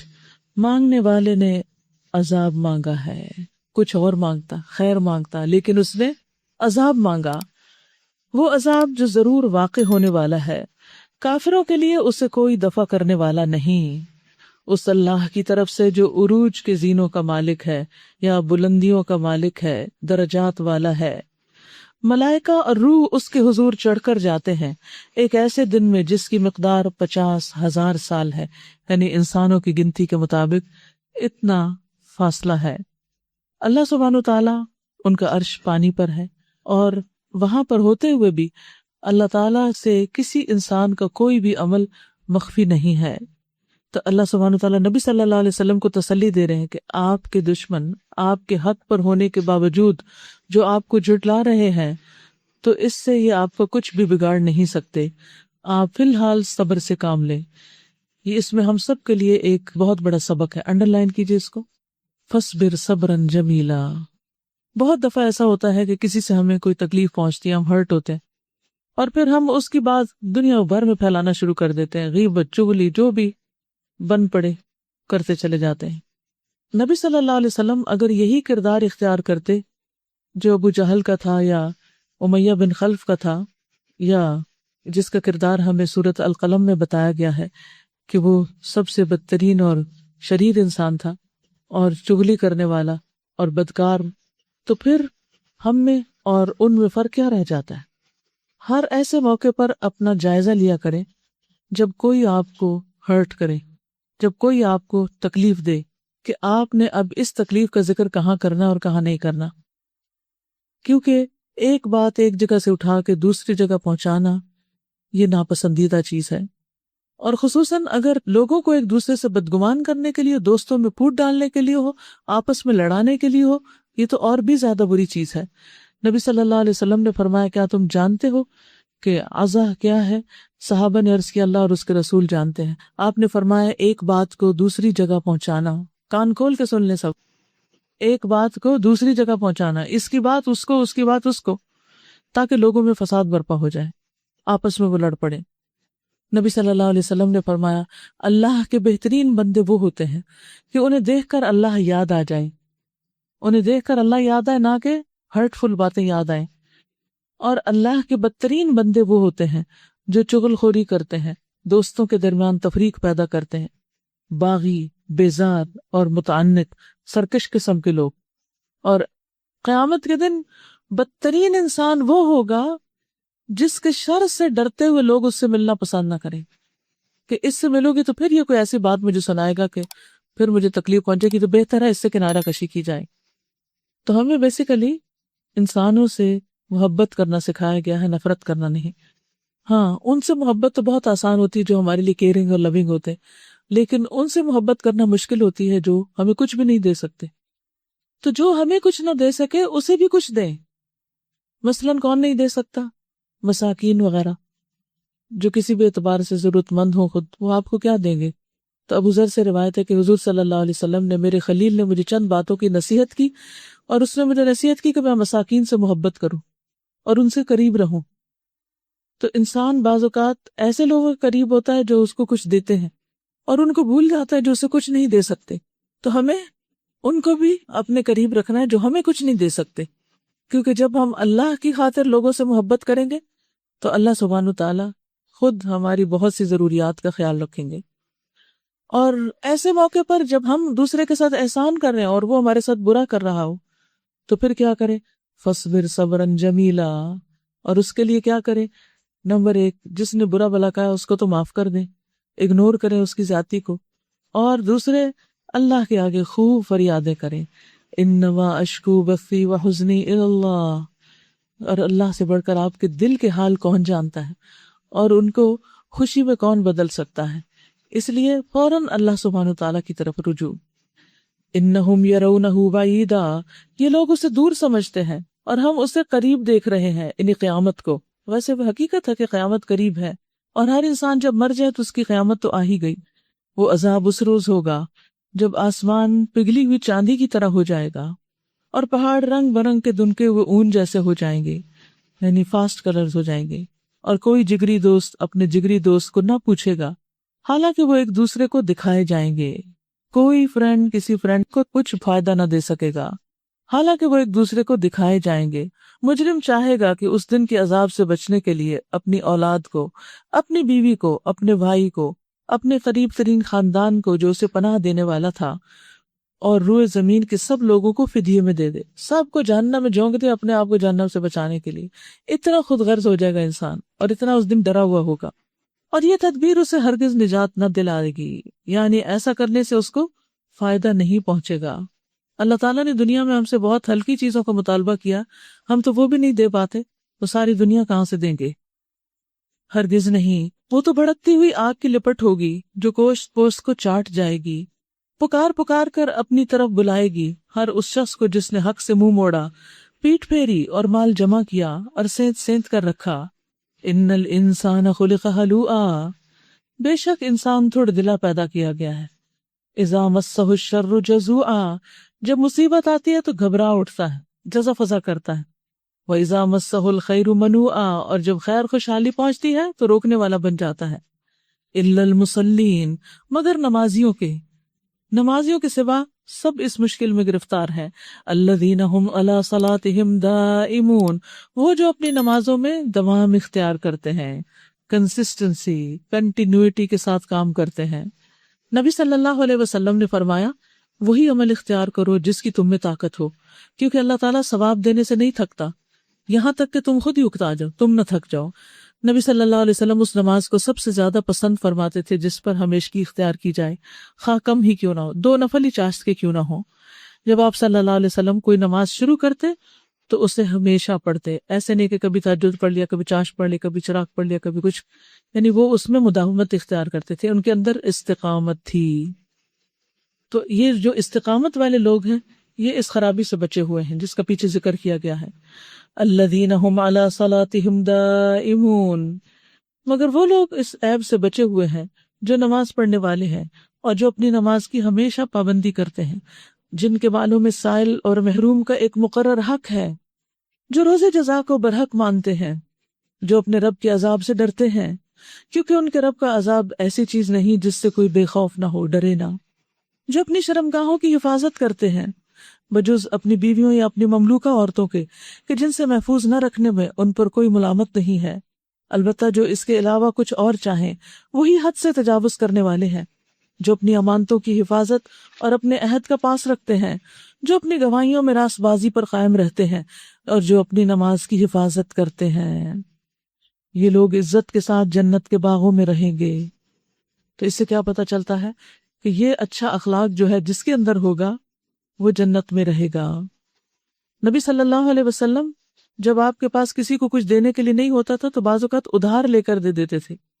اسی طرح ہمارے مال میں دوسروں کا حق ہے، اس کو حق سمجھ کے دینا چاہیے، نہ کہ احسان جتا کے دینا چاہیے۔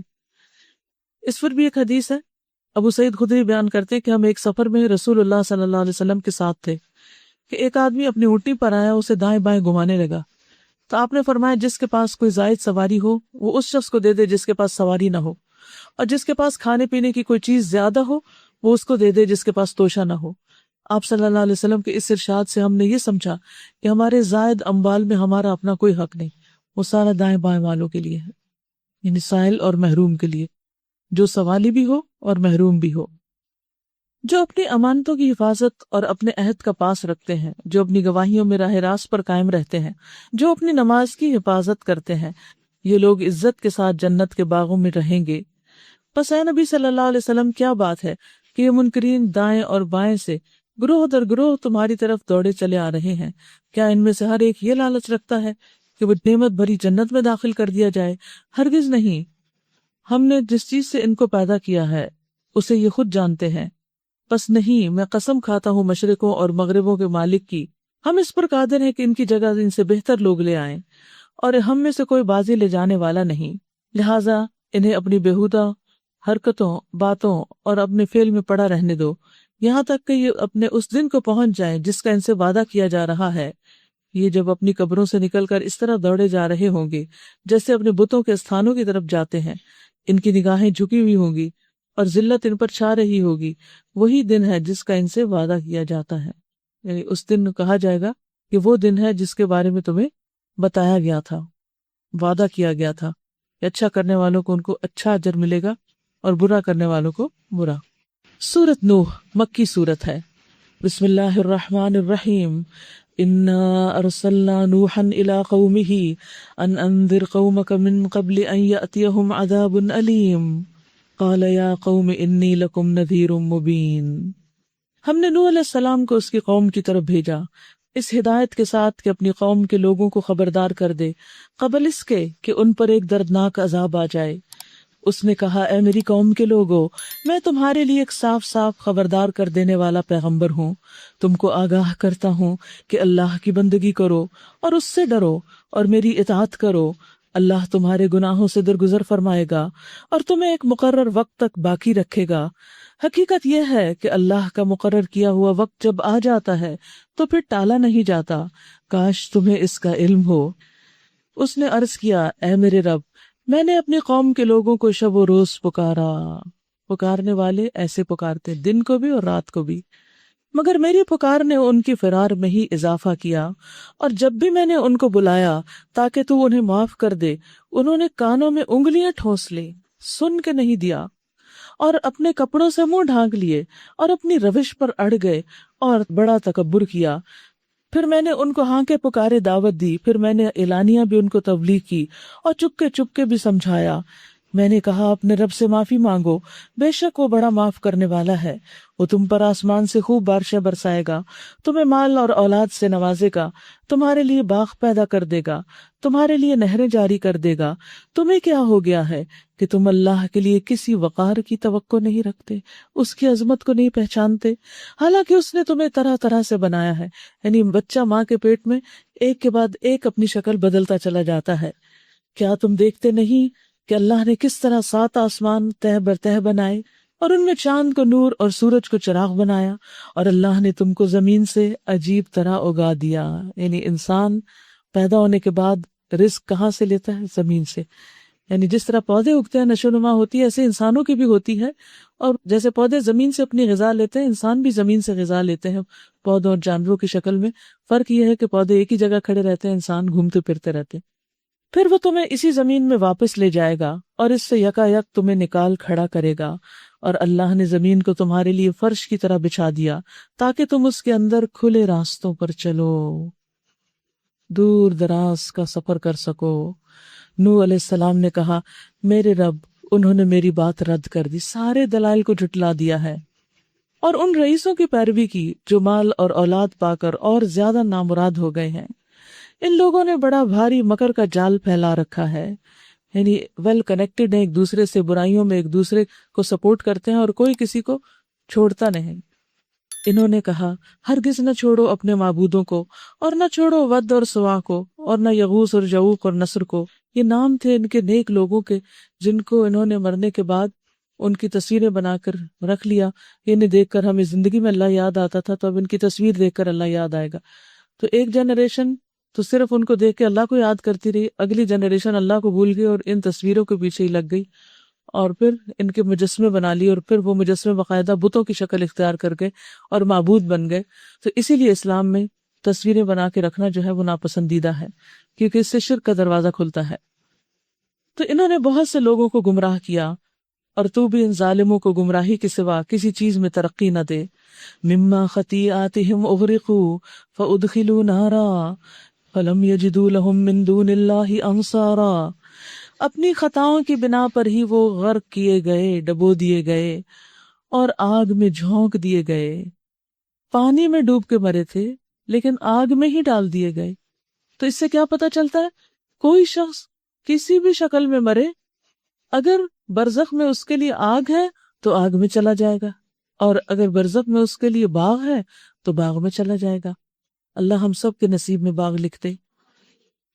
اور اس سے بھی عذاب قبر کا پتہ چلتا ہے، برزخ کے عذاب کے بارے میں پتہ چلتا ہے. پھر انہوں نے اپنے لیے اللہ سے بچانے والا کوئی مددگار نہ پایا.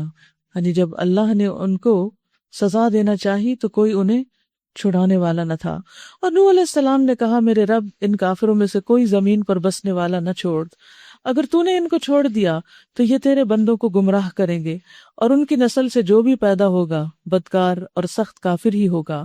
میرے رب مجھے اور میرے والدین کو اور ہر اس شخص کو جو میرے گھر میں مومن کی حیثیت سے داخل ہوا ہے، اور سب مومن مردوں اور عورتوں کو معاف فرما دے، اور ظالموں کے لیے ہلاکت کے سوا کسی چیز میں اضافہ نہ کر۔ سورۃ الجن مکی صورت ہے۔ بسم اللہ الرحمن الرحیم۔ قل اوحی الی انہ استمع نفر من الجن فقالوا انا سمعنا قرآنا عجبا یہدی الی الرشد فآمنا بہ ولن نشرک بربنا احدا۔ اے نبی صلی اللہ علیہ وسلم کہیے میری طرف وحی بھیجی گئی کہ جنوں کے ایک گروہ نے غور سے قرآن کو سنا، پھر جا کر اپنی قوم کے لوگوں سے کہا ہم نے ایک بڑا ہی عجیب قرآن سنا ہے جو راہ راست کی طرف رہنمائی کرتا ہے، اس لیے ہم اس پر ایمان لے آئے ہیں، اور اب ہم ہرگز اپنے رب کے ساتھ کسی کو شریک نہیں کریں گے۔ کتنے سمجھدار تھے یہ جن، ایک دفعہ کی سٹنگ اور ایک دفعہ کی لسننگ نے ان کی زندگی بدل دی، اور اگر پورے مہینے کی لسننگ ہماری زندگی نہ بدلے تو پھر کیسے خسارے کی بات ہے۔ اور صرف یہ نہیں کہ خود ایمان لے آئے بلکہ جا کر ایمان کی تبلیغ بھی شروع کر دی اور شرک کی نفی۔ عبد الرحمن کہتے ہیں میں نے مسروق سے پوچھا جس رات میں جنوں نے قرآن مجید سنا تھا اس کی خبر نبی صلی اللہ علیہ وسلم کو کس نے دی تھی؟ مسروق کہتے ہیں مجھ سے تمہارے والد یعنی عبداللہ بن مسعود نے بیان کیا کہ آپ کو جنوں کی خبر ایک درخت نے دی تھی کہ اس وقت جن سن رہے ہیں اور آپ اس میں کیا باتیں کر رہے ہیں، کیونکہ جن و انس کے سوا جو دوسری مخلوق ہے وہ جنوں کی باتیں بھی سنتی ہے اور ہماری بھی سنتی ہے۔ اور یہ کہ ہمارے رب کی شان بہت اعلیٰ و عرفہ ہے، اس نے کسی کو بیوی یا بیٹا نہیں بنایا، اور یہ کہ ہمارے نادان لوگ اللہ کے بارے میں بہت خلاف حق باتیں کہتے رہے ہیں، اور یہ کہ ہم نے سمجھا تھا کہ انسان اور جن کبھی اللہ کے بارے میں جھوٹ نہیں بول سکتے، یہ ان کا گمان تھا، اور یہ کہ انسانوں میں سے کچھ لوگ جنوں میں سے کچھ لوگوں کی پناہ مانگا کرتے تھے، اور اس طرح انہوں نے جنوں کا غرور اور زیادہ بڑھا دیا۔ اس سے یہ پتہ چلتا ہے کہ جب انسان جن سے ڈرتا ہے تو وہ سر چڑھتا، لیکن اگر انسان اس سے ڈرتا نہیں اور اس کے اوپر روب رکھتا ہے تو پھر وہ بھاگ جاتا ہے۔ اور یہ بھی جنہوں نے خود ہی راز فاش کر دیا کہ انسانوں کے ڈرنے نے ہماری سرکشی بڑھا دی تھی، اور یہ کہ انسانوں نے بھی وہی گمان کیا جیسا تمہارا گمان تھا کہ اللہ کسی کو رسول بنا کر نہ بھیجے گا، اور یہ کہ ہم نے آسمان کو ٹٹولا تو دیکھا وہ پہرے داروں سے پٹا پڑا، ہر طرف سیکیورٹی ہے، اور شہابوں کی بارش ہو رہی ہے، ایسی پٹائی ہو رہی ہے کہ کوئی اوپر جا نہیں پا رہا، اور یہ کہ پہلے ہم سن گن لینے کے لیے آسمان میں بیٹھنے کی جگہ پا لیتے تھے، یہی جنات پھر آ کے کاہنوں کو غیب کی خبریں دیتے، مگر اب جو چوری چھپے سننے کی کوشش کرتا ہے وہ اپنے لیے گھات میں ایک شہاب ثاقب لگا ہوا پاتا ہے۔ اور یہ کہ ہماری سمجھ میں نہ آتا تھا کہ آیا زمین والوں کے ساتھ کوئی برا معاملہ کرنے کا ارادہ کیا گیا ہے یا ان کا رب انہیں راہ راست دکھانا چاہتا ہے، اور یہ کہ ہم میں سے کچھ لوگ صالح ہیں اور کچھ اس سے کمتر، ہم مختلف طریقوں میں بٹے ہوئے ہیں، مختلف راہوں پہ چلنے والے ہیں، مختلف کام کرتے ہیں، اور یہ کہ ہم سمجھتے ہیں کہ نہ ہم زمین میں اللہ کو عاجز کر سکتے ہیں اور نہ بھاگ کر اسے ہرا سکتے ہیں، اور یہ کہ جب ہم نے ہدایت کی تعلیم سنی وَأَنَّا لَمَّا سَمِعْنَا الْهُدَىٰ آمَنَّا بِهِ تو ہم اس پر ایمان لے آئے۔ اب جو کوئی اپنے رب پر ایمان لے آئے گا اسے کسی حق تلفی یا ظلم کا خوف نہ ہوگا۔ پیچھے آپ نے سورۃ نوح پڑھی، اس میں کیا ہوتا ہے؟ نوح علیہ السلام 950 سال ایک قوم کو سمجھا رہے ہیں، دن کو بھی اور رات کو بھی اور چپ کے بھی اور بلند آواز سے، لیکن لوگ ہیں کہ مان کر دینے کو تیار نہیں، اور دوسری طرف جنات صرف ایک دفعہ سن لینا کافی تھا ان کے لیے۔ تو جو حق کو قبول کرنا چاہتا ہے حق اس کے دل میں اتر جاتا ہے، اس کو پھر بہت زیادہ حجتوں اور بحثوں کی ضرورت نہیں ہوتی، اور جس نے نہ ماننا ہو اس کے سامنے جتنی مرضی دلیلیں رکھ دیں وہ ماننے کو تیار نہیں ہوتا۔ اب سوچئے کہ ہم کس کیٹیگری میں، ہم بات کو کس طرح کے سننے والے ہیں اور کیسے قبول کرنے والے اور کس طرح اس کو عمل میں لانے والے۔ اور یہ کہ ہم میں سے کچھ مسلم اللہ کے اطاعت گزار ہیں اور کچھ حق سے منحرف، تو جنہوں نے اسلام کا راستہ اختیار کر لیا انہوں نے نجات کی راہ ڈھونڈ لی، اور جو حق سے منحرف ہیں وہ جہنم کا ایندھن بننے والے ہیں، آگ میں جانے والے ہیں۔ اور اے نبی صلی اللہ علیہ وسلم، مجھ پر یہ وحی بھی کی گئی ہے کہ اگر وہ لوگ راہ راست پر ثابت قدمی سے چلتے، انڈر لائن کیجیے صبح کے سوال کا جواب بھی، وَأَن لَوِ اسْتَقَامُوا عَلَى الطَّرِيقَةِ لَأَسْقَيْنَاهُم مَاءً غَدَقًا، کہ اگر لوگ راہ راست پر ثابت قدمی سے چلتے تو ہم انہیں خوب سیراب کرتے. یعنی جب انسان اس راستے پر چلتا ہے تو ثابت قدمی آتی ہے اور مزید ہدایت ملتی چلی جاتی ہے، تاکہ اس نعمت سے ان کی آزمائش کریں. اور جو اپنے رب کے ذکر سے منہ موڑے گا اسے اس کا رب سخت عذاب میں مبتلا کرے گا. اب ذکر سے منہ نہیں موڑنا، اب ذکر سے جڑے رہنا ہے، قرآن سے تعلق قائم رکھنا ہے. اور یہ کہ مسجدیں اللہ کے لیے ہیں، لہٰذا ان میں اللہ کے ساتھ کسی اور کو نہ پکارو. اور یہ کہ جب اللہ کا بندہ اس کو پکارنے کے لیے کھڑا ہوا تو لوگ اس پر ٹوٹ پڑنے کے لیے تیار ہو گئے. اے نبی صلی اللہ علیہ وسلم، کہیے کہ میں تو اپنے رب کو پکارتا ہوں اور اس کے ساتھ کسی کو شریک نہیں کرتا. کہو میں تم لوگوں کے لیے نہ کسی نقصان کا اختیار رکھتا ہوں نہ کسی بھلائی کا. کہو مجھے اللہ کی گرفت سے کوئی نہیں بچا سکتا اور نہ میں اس کے دامن کے سوا کوئی اور جائے پناہ پا سکتا ہوں. میرا کام اس کے سوا کچھ نہیں ہے کہ اللہ کی بات اور اس کے پیغامات پہنچا دوں. یہ ہے میری ذمہ داری. اب جو بھی اللہ اور اس کے رسول کی بات نہ مانے گا اس کے لیے جہنم کی آگ ہے اور ایسے لوگ اس میں ہمیشہ رہیں گے. یہ لوگ اپنی اس روش سے باز نہ آئیں گے جب تک کہ اس چیز کو دیکھ نہ لیں جس کا ان سے وعدہ کیا جا رہا ہے. تو انہیں معلوم ہو جائے گا کہ کس کے مددگار کمزور ہیں اور کس کا جتھا تعداد میں کم ہے. قل ان ادری اقریب ما توعدون ام یجعل له ربی امدا، کہو میں نہیں جانتا کہ جس چیز کا وعدہ تم سے کیا جا رہا ہے وہ قریب ہے یا میرا رب اس کے لیے کوئی لمبی مدت مقرر فرماتا ہے، یعنی کافی عرصے کے بعد آتا ہے. وہ عالم الغیب ہے، اپنے غیب پر کسی کو مطلع نہیں کرتا سوائے اس رسول کے جسے اس نے غیب کا کوئی علم دینے کے لیے پسند کیا ہو. تو اس کے آگے اور پیچھے وہ محافظ لگا دیتا ہے، یعنی وحی الہی اس تک پہنچا دیتا ہے تاکہ وہ جان لے کہ انہوں نے اپنے رب کے پیغامات پہنچا دیے. وہ ان کے پورے ماحول کا احاطہ کیے ہوئے ہے اور ایک ایک چیز کو اس نے گن رکھا ہے کہ کس کو کون سی نعمت دی گئی ہے اور اس کا اس سے کیسے حساب لینا ہے. اس لیے کسی بھی چیز کو فار گرانٹیڈ نہ لیں. اللہ نے سب کچھ لکھا ہوا ہے جو آپ کے پاس ہے اللہ کی طرف سے.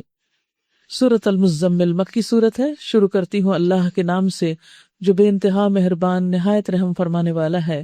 یا ایھا المزمل قم اللیل الا قلیلا نصفہ او انقص منہ قلیلا او زد علیہ ورتل القرآن ترتیلا.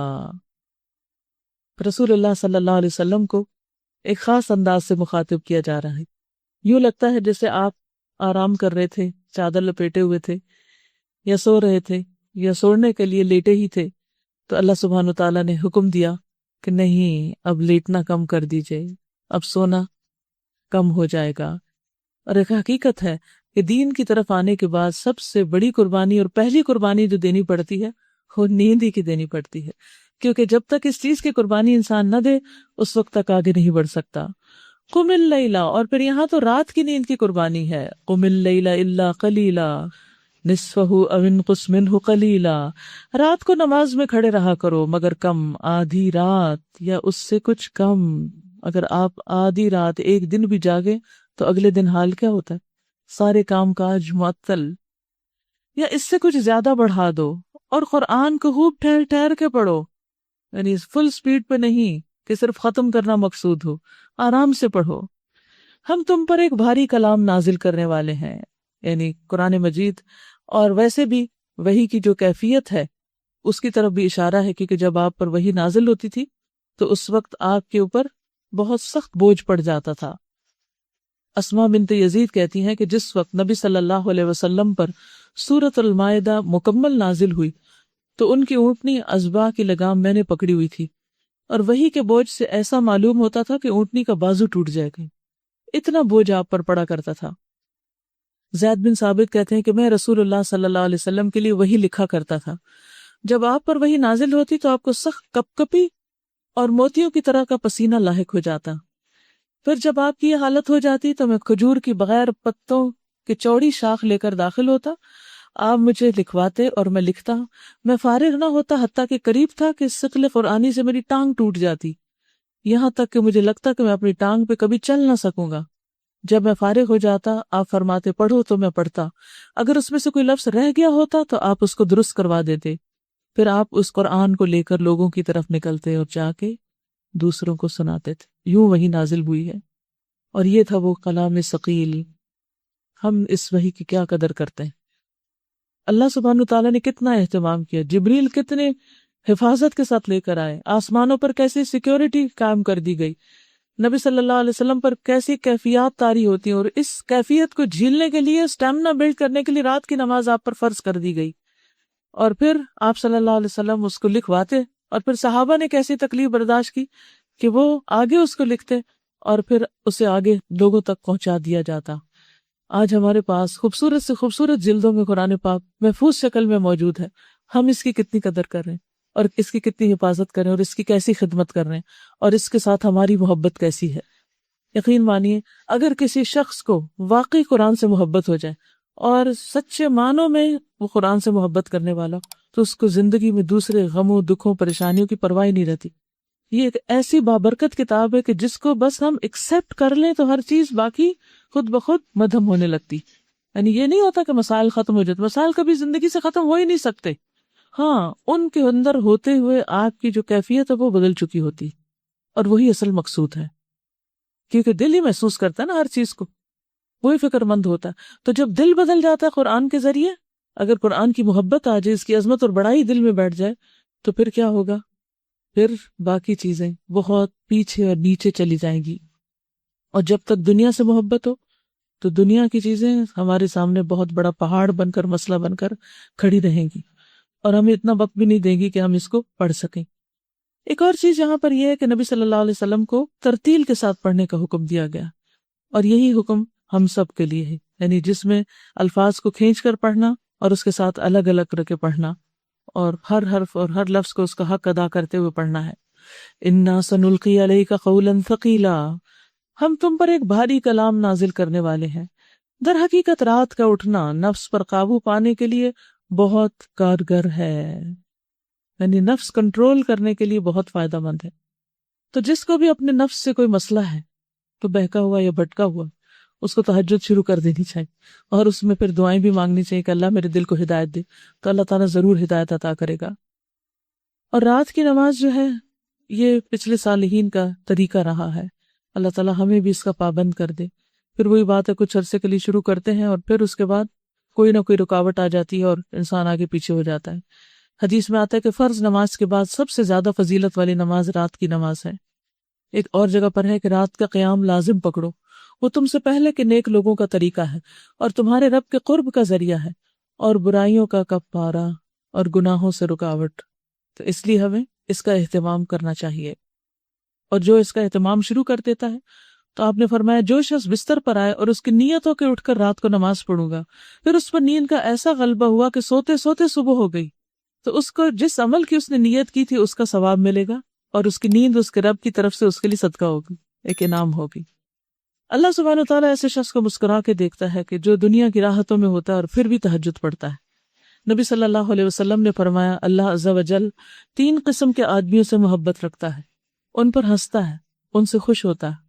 ایک وہ آدمی کہ جس کی بیوی خوبصورت ہے اور اس کے پاس بہترین نرم بستر ہے، لیکن وہ قیام کرنے کے لیے رات کو اٹھ کھڑا ہوتا ہے، یعنی بستر اور بیوی کو چھوڑ کر۔ اللہ تعالیٰ کہتا ہے میرے بندے نے اپنی شہوت ترک کر دی اور میرا ذکر کر رہا ہے، مجھ سے سرگوشی کر رہا ہے، یعنی اپنے دنیا کے محبوب کو چھوڑ کر مجھ سے اپنی محبت کا اظہار کر رہا ہے، اور یہی ہے والذین آمنوا اشد حبا للہ۔ تو رات کا وقت نفس پہ قابو پانے کے لیے اور قرآن ٹھیک پڑھنے کے لیے زیادہ موزوں ہے۔ دن کے اوقات میں تو تمہارے لیے بہت مصروفیات ہیں، تو اس طرح بیٹھ کے آرام سے پڑھنے کا موقع نہیں ملتا۔ اپنے رب کے نام کا ذکر کیا کرو، وَاذْكُرِ اسْمَ رَبِّكَ، پھر ذکر کی تلقین ہے، وَتَبَتَّلْ إِلَيْهِ تَبْتِيلًا، اور سب سے کٹ کر اسی کے ہو رہو۔ رب المشرق والمغرب، مشرق اور مغرب کا مالک، لا الہ الا ہو، جس کے سوا کوئی الہ نہیں، فاتخذہ وکیلا، تم اس کو اپنا وکیل بنا لو۔ وکیل وہ ہوتا ہے جس پر اعتماد کر کے انسان اپنا معاملہ اس کے سپرد کرتا ہے۔ اللہ سبحانہ وتعالیٰ کو اپنا وکیل بنا لو، یعنی اپنے سارے معاملات اس کے سپرد کر دو۔ وفوضت امری الیک، اور جو باتیں یہ لوگ بنا رہے ہیں ان پر صبر کرو اور شرافت کے ساتھ ان سے الگ ہو جاؤ، یعنی ان کی باتوں پر کان نہیں دھرو، اگنور them۔ ان جھٹلانے والے خوشحال لوگوں سے نمٹنے کا کام تم مجھ پر چھوڑ دو اور انہیں ذرا کچھ دیر اسی حالت پر رہنے دو۔ ہمارے پاس ان کے لیے بھاری بیڑیاں ہیں، بھڑکتی ہوئی آگ اور حلق میں پھنسنے والا کھانا اور دردناک عذاب۔ یہ اس دن ہوگا جب زمین اور پہاڑ لرز اٹھیں گے اور پہاڑوں کا حال ایسا ہو جائے گا جیسے ریت کے ڈھیر ہیں جو بکھرے جا رہے ہیں۔ تم لوگوں کے پاس ہم نے اسی طرح کا ایک رسول گواہ بنا کر بھیجا ہے جس طرح ہم نے فرعون کی طرف ایک رسول بھیجا تھا۔ پھر دیکھ لو کہ جب فرعون نے اس رسول کی بات نہ مانی، کس رسول کی طرف اشارہ ہے؟ موسیٰ علیہ السلام کی طرف، ہر پارے میں ذکر ہے ان کا۔ تو ہم نے اس کو بڑی سختی سے پکڑ لیا، یعنی جب فرعون نے رسول کی بات نہ مانی تو فرعون پکڑا گیا۔ اگر تم ماننے سے انکار کرو گے تو اس دن سے کیسے بچ جاؤ گے جو بچوں کو بوڑھا کر دے گا اور جس کی سختی سے آسمان پھٹا جا رہا ہوگا۔ اللہ کا وعدہ تو پورا ہو کر ہی رہنا ہے۔ یہ ایک نصیحت ہے، جس کا جی چاہے اپنے رب کی طرف جانے کا راستہ اختیار کر لے۔ اے نبی صلی اللہ علیہ وسلم، تمہارا رب جانتا ہے کہ تم کبھی 2/3 رات کے قریب اور کبھی آدھی رات اور کبھی 1/3 رات عبادت میں کھڑے رہتے ہو، اور تمہارے ساتھیوں میں سے بھی ایک گروہ یہ عمل کرتا ہے۔ اللہ ہی رات اور دن کے اوقات کا حساب رکھتا ہے۔ اسے معلوم ہے کہ تم لوگ اوقات کا شمار ٹھیک نہیں کر سکتے، لہٰذا اس نے تم پر مہربانی فرمائی۔ اب جتنا قرآن آسانی سے پڑھ سکتے ہو پڑھ لیا کرو۔ اسے معلوم ہے کہ تم میں کچھ مریض ہوں گے، کچھ دوسرے لوگ اللہ کے فضل کی تلاش میں سفر کرتے ہیں، اور کچھ اور لوگ اللہ کی راہ میں جنگ کرتے ہیں۔ بس جتنا قرآن بآسانی پڑھا جا سکے پڑھ لیا کرو۔ نماز قائم کرو، زکوٰۃ دو اور اللہ کو اچھا قرض دیتے رہو۔ جو کچھ بھلائی تم اپنے لیے آگے بھیجو گے اسے اللہ کے ہاں موجود پاؤ گے، یعنی کوئی بھی سیکریفائس ضائع نہیں جائے گی۔ وہی زیادہ بہتر ہے اور اس کا اجر بہت بڑا ہے۔ اللہ سے مغفرت مانگتے رہو، بے شک اللہ بڑا غفور رحیم ہے۔ واستغفر اللہ ان اللہ غفور الرحیم۔ سورۃ المدثر، بسم اللہ الرحمن الرحیم، مکی سورت ہے۔ یا ایہا المدثر قم فانذر وربک فکبر وثیابک فطہر والرجز فہجر ولا تمنن تستکثر ولربک فاصبر۔ اے اوڑھ لپیٹ کر لیٹنے والے، نبی صلی اللہ علیہ وسلم کی طرف ہی خطاب ہے۔ اٹھو اور خبردار کرو، اپنے رب کی بڑائی کا اعلان کرو اور اپنے کپڑے پاک رکھو۔ نبی صلی اللہ علیہ وسلم نے سب سے پہلے توحید کی دعوت دی تھی، اور جب پہلی دفعہ یہ حکم آیا اور آپ لوگوں کو بتانے کے لیے نکلے تو تقریباً نصف دن تک بتاتے رہے۔ لوگ انکار کرتے رہے لیکن آپ پھر بھی پرسسٹنٹ تھے اور بتا رہے تھے ان کو۔ مبلغ کی کیا خوبیاں ہونی چاہیے، اس کی شخصیت کیسی ہونی چاہیے، یہ بھی بتا دیا گیا کہ وَثِيَابَكَ فَطَهِّرْ، کپڑے پاک ہونے چاہیے، صاف ہونے چاہیے، ان میں اسمیل نہیں ہونی چاہیے۔ جابر بن عبداللہ کہتے ہیں کہ رسول اللہ صلی اللہ علیہ وسلم ہمارے پاس تشریف لائے تو دیکھا کہ ایک آدمی کے کپڑے میلے کچیلے تھے۔ آپ نے فرمایا کہ اسے کوئی ایسی چیز میسر نہیں آتی جس سے اپنے کپڑوں کو دھو سکے۔ آپ صلی اللہ علیہ وسلم اس بات کو ناپسند کرتے تھے کہ ان سے کوئی بو آئے۔ کہا یہ کہ ہم لوگ ایک ہی کپڑا کئی بار پہن لیتے، خصوصاً جو شادیوں پہ کپڑے پہنے جاتے ہیں اور بظاہر دیکھنے میں اتنے خوبصورت نظر آتے ہیں، لیکن جو ہی کسی کو قریب ہو کے ملے الامان والحفیظ، یعنی دل متلا جاتا ہے۔ مجھے سمجھ نہیں آتی کہ اتنا تضاد، دیکھنے میں اتنے چمکدار اور اتنے خوبصورت اور حقیقت ان کی اتنی گندی۔ تو آپ صلی اللہ علیہ وسلم کو یہ بات بہت ناگوار گزرتی تھی کہ کسی کے کپڑے سے بو آئے یا کسی کی کسی بھی چیز سے بو آئے، منہ سے بو آئے یا جسم سے بو آئے یا کسی بھی طرح۔ تو ہمیں بھی اس بات کا لحاظ رکھنا چاہیے اور دین کا کام کرتے وقت اس کے تقاضوں کو بھی پورا کرنا چاہیے۔ یہ نہیں کہ وہ جیسے تیسے میلے کچالے نکلے، اٹھے سو کے اور چل دیے پڑھانے یا لوگوں کو خیر کی بات بتانے کہ لوگ دائی کا حلیہ دیکھ کے بیزار ہو جائیں۔ تو اس سے پرہیز کرنا چاہیے۔ اور پھر مزید فرمایا وَالرُّجْزَ فَاهْجُرْ، گندگی سے دور رہیے، اس کو چھوڑ دیجیے۔ وَلَا تَمْنُنْ تَسْتَكْثِرْ، اور احسان نہ کیجیے زیادہ حاصل کرنے کے لیے، اور اپنے رب کی خاطر صبر کیجیے۔ وَلِرَبِّكَ فَاصْبِرْ، اس کو بھی انڈر لائن کر لیجیے۔ پیچھے صبر کا حکم آیا فَاصْبِرْ صَبْرًا جَمِيلًا، اور یہاں پر کیا ہے وَلِرَبِّكَ فَاصْبِرْ۔ تو جب کوئی رب کے لیے صبر کر لیتا ہے پھر اس کا کیا حساب کتاب ہوتا ہے، اس کو کیا ملتا ہے؟ بے حساب اجر، بے حساب۔ فَإِذَا نُقِرَ فِي النَّاقُورِ فَذَلِكَ يَوْمَئِذٍ يَوْمٌ عَسِيرٌ، اچھا جب سور میں پھونک مار دی جائے گی وہ دن بڑا ہی سخت ہوگا، کافروں کے لیے ہلکا نہ ہوگا۔ چھوڑ دو مجھے اور اس شخص کو جسے میں نے اکیلا پیدا کیا، بہت سا مال اس کو دیا، اس کے ساتھ حاضر رہنے والے بیٹے دیے اور اس کے لیے ریاست کی راہ ہموار کی، پھر وہ طمع رکھتا ہے کہ میں اسے اور زیادہ دوں؟ ہرگز نہیں، وہ ہماری آیات سے عناد رکھتا ہے، میں تو اسے عنقریب ایک کٹھن چڑھائی چڑھواؤں گا۔ اس نے سوچا اور کچھ بات بنانے کی کوشش کی، ہاں اللہ کی مار اس پر، کیسی بات بنانے کی کوشش کی۔ پھر لوگوں کی طرف دیکھا، پھر پیشانی سکیڑی اور منہ بنایا، پھر پلٹا اور تکبر میں پڑ گیا۔ آخر کار بولا یہ کچھ نہیں مگر ایک جادو ہے جو پہلے سے چلا آ رہا ہے، یہ تو ایک انسانی کلام ہے، عنقریب میں اسے دوزخ میں جھونک دوں گا۔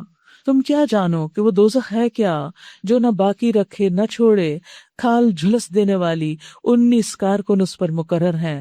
ہم نے دوزخ کے یہ کارکن فرشتے بنائے ہیں اور ان کی تعداد کو کافروں کے لیے فتنہ بنا دیا تاکہ اہل کتاب کو یقین آ جائے اور ایمان لانے والوں کا ایمان بڑھے اور اہل کتاب اور مومنین کسی شک میں نہ رہیں، اور دل کے بیمار یعنی منافق اور کفار یہ کہیں کہ بھلا اللہ کا اس عجیب بات سے کیا مطلب ہو سکتا ہے۔ اس طرح اللہ جسے چاہتا ہے گمراہ کرتا ہے، جسے چاہتا ہے ہدایت بخشتا ہے، اور تیرے رب کے لشکروں کو خود اس کے سوا کوئی نہیں جانتا۔ اس سے یہ پتہ چلتا ہے کہ اللہ تعالیٰ کا سارا علم کسی کے پاس بھی نہیں، اس نے اپنے پیغمبروں کو دیا ہے علم جتنا ضرورت تھی، جتنا اس نے چاہا، لیکن سب نہیں دیا، اسی لیے اس کے لشکروں کا علم اس کے سوا کسی کو نہیں پتا۔ اب اس وقت ہمارے آس پاس کیا گھوم پھر رہا ہے ہمیں نہیں معلوم، ہم جاہل ہیں، لیکن اللہ کو پتا ہے۔ تو یہاں دو کردار سامنے دکھائے گئے، ایک وہ کردار ہے جو نبی صلی اللہ علیہ وسلم کا اور ایک آپ کے مخالفین کا ہے۔ تو اسی سے پتہ چل سکتا ہے کہ آپ کی شخصیت کتنی بلند تھی، کتنی نکھری ہوئی تھی، اور دشمن جو تھے آپ کے یا منکر جو تھے وہ کس شخصیت اور کردار کے مالک تھے، اور اس کے ساتھ وہ ڈیمانڈ بھی کرتے تھے کہ ہمیں کیوں نہیں پیغمبر بنا دیا گیا، یعنی آپ جیسے اس قابل ہوں کہ جن کو بنایا جائے۔ اللہ چنتا ہے کسی کی خوبی دے کر، کسی کے دل کی بہترین حالت دے کر، کیونکہ قلب محمد کو تمام انسانوں میں سے بہترین پایا تو اللہ نے آپ کو اپنے آخری نبی کے طور پر چن لیا صلی اللہ علیہ وسلم۔ اور دوزخ کا ذکر اس کے سوا کسی غرض کے لیے نہیں کیا گیا کہ لوگوں کو اس سے نصیحت ہو، ہرگز نہیں، قسم ہے چاند کی اور رات کی جبکہ وہ پلٹتی ہے اور صبح کی جبکہ وہ روشن ہوتی ہے، یہ دوزخ بھی بڑی چیزوں میں سے ایک ہے، انسانوں کے لیے ڈراوا، تم میں سے ہر اس شخص کے لیے ڈراوا جو آگے بڑھنا چاہے یا پیچھے رہ جانا چاہے، یعنی جو جلد کام کرنا چاہے یا سستی کے مارے کچھ نہ کرے۔ ہر ایک کی چوائس ہے دنیا میں، لیکن آخرت میں پھر پکڑ ہوگی۔ کل نفس بما کسبت رہینہ الا اصحاب الیمین فی جنات یتساءلون، ہر شخص اپنی کمائی کے بدلے رہن ہے، دائیں بازو والوں کے سوا جو جنتوں میں ہوں گے وہاں وہ مجرموں سے پوچھیں گے تمہیں کیا چیز دوزخ میں لے گئی، کیوں تم جہنم میں جل رہے ہو؟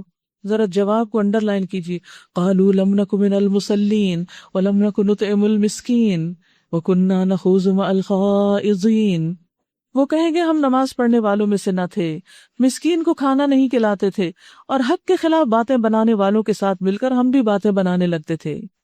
تو یاد رکھیے کہ بے نمازی سے اللہ کا کوئی عہد نہیں۔ آپ نے فرمایا جان بوجھ کر نماز مت چھوڑنا، کیونکہ جو جان بوجھ کے نماز چھوڑتا ہے اس سے اللہ کا ذمہ اٹھ جاتا ہے، یعنی اللہ تعالیٰ کوئی گارنٹی نہیں دیتا اس کو بخشنے کی۔ بے نمازی کا کوئی دین اور ایمان ہی نہیں۔ ابن مسعود کہتے ہیں کہ جس نے نماز ترک کی اس کا کوئی دین نہیں۔ ابو درداء کہتے ہیں جس کی نماز نہیں اس کا ایمان نہیں۔ اور یہ بھی آپ پڑھ چکے ہیں کہ جو شخص نماز پڑھے بغیر سو رہا ہوتا ہے اس کا انجام کیا ہے۔ ایک بار نبی صلی اللہ علیہ وسلم کو خواب میں ایک شخص کا کچلا ہوا سر دکھایا گیا، تو فرمایا کہ یہ جس کا سر کچلا گیا یہ قرآن کا حافظ تھا، قرآن کا حافظ تھا، لیکن قرآن سے غافل سو گیا اور فرض نماز پڑھے بغیر سو جایا کرتا تھا، یعنی عشاء کی یا فجر کی یا جو بھی یا دن کی، یعنی اس کو نماز کی فکر نہیں تھی، پرواہ نہیں تھی۔ تو خواہ کتنی بھی نیند آئی ہو لیکن ہر ممکن کوشش کریں کہ آپ کے الارم وغیرہ ہوں، آپ دوبارہ آسانی سے جاگ اٹھیں۔ دوسرا قصور کہ مسکین کو کھانا نہیں کھلاتے تھے، غریبوں کی بھوک کا خیال نہیں رکھتے۔ اصل میں جس کے پیٹ میں کھانا چلا جائے اس کو بھول جاتا کہ کسی اور کو بھی بھوک لگی ہے۔ تو اس لیے ہم میں سے ہر ایک کو اپنا اپنا حصہ اس کام میں ضرور ڈالنا چاہیے۔ نماز کے علاوہ حقوق العباد، خدمت خلق، صدقہ و خیرات، اور حق کے خلاف باتیں بنانے والوں کے ساتھ مل کر باتیں بناتے تھے۔ یہ عجب دلچسپ مشغلہ لوگوں نے اختیار کر رکھا ہے کہ جہاں کہیں بیٹھو ریلیجن کے اوپر ڈسکس کرو۔ مولویوں کو برا بھلا کہو، آخرت کی باتوں کو جھٹلاؤ اور ان کا انکار کرو اور لوگوں کو ان کے بارے میں شک میں ڈال دو۔ تو ان لوگوں کا جرم یہی تھا جو جہنم میں بھیج دیے گئے۔ وَكُنَّا نُكَذِّبُ بِيَوْمِ الدِّينِ، اور ہم روز جزا کو جھوٹ قرار دیتے تھے، یہاں تک کہ ہمیں اسی چیز سے یقینی سابقہ پیش آ گیا تو مرتے سامنے نظر آ گئی۔ اس وقت سفارش کرنے والوں کی سفارش ان کے کسی کام نہ آئے گی۔ آخر ان لوگوں کو کیا ہو گیا ہے کہ یہ اس نصیحت سے منہ موڑ رہے ہیں؟ گویا یہ جنگلی گدھے ہیں جو شیر سے ڈر کر بھاگ پڑے ہیں، بلکہ ان میں سے تو ہر ایک یہ چاہتا ہے کہ اس کے نام کھلے خط بھیجے جائیں، یعنی اللہ تعالیٰ ان میں سے ہر ایک سے الگ الگ ہم کلام ہو۔ ہرگز نہیں، اصل بات یہ ہے کہ یہ آخرت کا خوف نہیں رکھتے، ہرگز نہیں، یہ تو ایک نصیحت ہے۔ اب جس کا جی چاہے اس سے سبق حاصل کر لے، یعنی قرآن کیا ہے؟ سب کے لیے ایک سبق، اور یہ کوئی سبق حاصل نہ کریں گے الا یہ کہ اللہ ہی ایسا چاہے، وہ اس کا حقدار ہے کہ اس سے تقویٰ کیا جائے، اور وہ اس کا اہل ہے کہ تقویٰ کرنے والوں کو بخش دے۔ اللہ ہم سب کو بھی بخش دے اور ہمیں اس رمضان میں لازماً تقویٰ عطا فرمائے۔ سورۃ القیامہ، بسم اللہ الرحمن الرحیم۔ لا اقسم بیوم القیامہ ولا اقسم بالنفس اللوامہ، نہیں میں قسم کھاتا ہوں قیامت کے دن کی، اور نہیں میں قسم کھاتا ہوں ملامت کرنے والے نفس کی۔ کیا انسان یہ سمجھ رہا ہے کہ ہم اس کی ہڈیوں کو جمع نہ کر سکیں گے؟ کیوں نہیں، ہم تو اس کی انگلیوں کے پور پور تک ٹھیک بنا دینے پر قادر ہیں۔ اس کے آئیڈینٹیفیکیشن مارک جو ہے وہ دوبارہ ویسا ہی بن جائے گا جیسے ابھی ہے، مگر انسان چاہتا یہ ہے کہ آگے بھی بدعمالیاں کرتا رہے۔ پوچھتا ہے کب آنا ہے آخر وہ قیامت کا دن، پھر جب دیدے پتھرا جائیں گے اور چاند بے نور ہو جائے گا اور چاند سورج ملا کر ایک کر دیے جائیں گے، اس وقت یہی انسان کہے گا کہاں بھاگ کر جاؤں، کہاں بھاگ کر جاؤں؟ ہرگز نہیں، وہاں کوئی جائے پناہ نہ ہوگی۔ اس روز تیرے رب ہی کے سامنے جا کر ٹھہرنا ہوگا۔ اس روز انسان کو اس کا سب اگلا پچھلا کیا کرایا بتا دیا جائے گا، بلکہ انسان خود ہی اپنے آپ کو خوب جانتا ہے، چاہے وہ کتنی ہی معذرتیں پیش کرے۔ اے نبی صلی اللہ علیہ وسلم، اس وحی کو جلدی جلدی یاد کرنے کے لیے اپنی زبان کو حرکت نہ دیجیے۔ اس کو یاد کرا دینا اور پڑھوا دینا ہمارے ذمہ ہے، لہٰذا جب ہم اسے پڑھ رہے ہوں اس وقت تم اس کی قرأت کو غور سے سنتے رہو، پھر اس کا مطلب سمجھا دینا بھی ہمارے ہی ذمہ ہے۔ ہرگز نہیں، اصل بات یہ ہے کہ تم لوگ جلدی حاصل ہونے والی چیز یعنی دنیا سے محبت رکھتے ہو اور آخرت کو چھوڑ دیتے ہو۔ اس روز کچھ چہرے تر و تازہ ہوں گے۔ یہ کون سا دن ہے؟ قیامت کا دن۔ جی، جریر رضی اللہ عنہ کہتے ہیں کہ ہم نبی صلی اللہ علیہ وسلم کی خدمت میں بیٹھے ہوئے تھے، آپ نے 14ویں رات کے چاند کی طرف دیکھا اور فرمایا تم لوگ اپنے رب کو اسی طرح دیکھو گے جس طرح اس چاند کو دیکھ رہے ہو، تمہیں اس کے دیدار میں کوئی مشقت نہیں ہوگی، بس اگر تمہیں اس کی طاقت ہو کہ سورج طلوع ہونے کے پہلے اور غروب ہونے کے بعد کی نمازوں میں سستی نہ کرو تو ایسا ہی کرو۔ یعنی اس سے کیا پتہ چلتا ہے کہ جو شخص نمازوں کی پابندی کرے گا اس دن اس کا چہرہ تر و تازہ ہوگا۔ اپنے رب کی طرف دیکھ رہے ہوں گے، کچھ چہرے اداس ہوں گے اور سمجھ رہے ہوں گے کہ ان کے ساتھ کمر توڑ برتاؤ ہونے والا ہے۔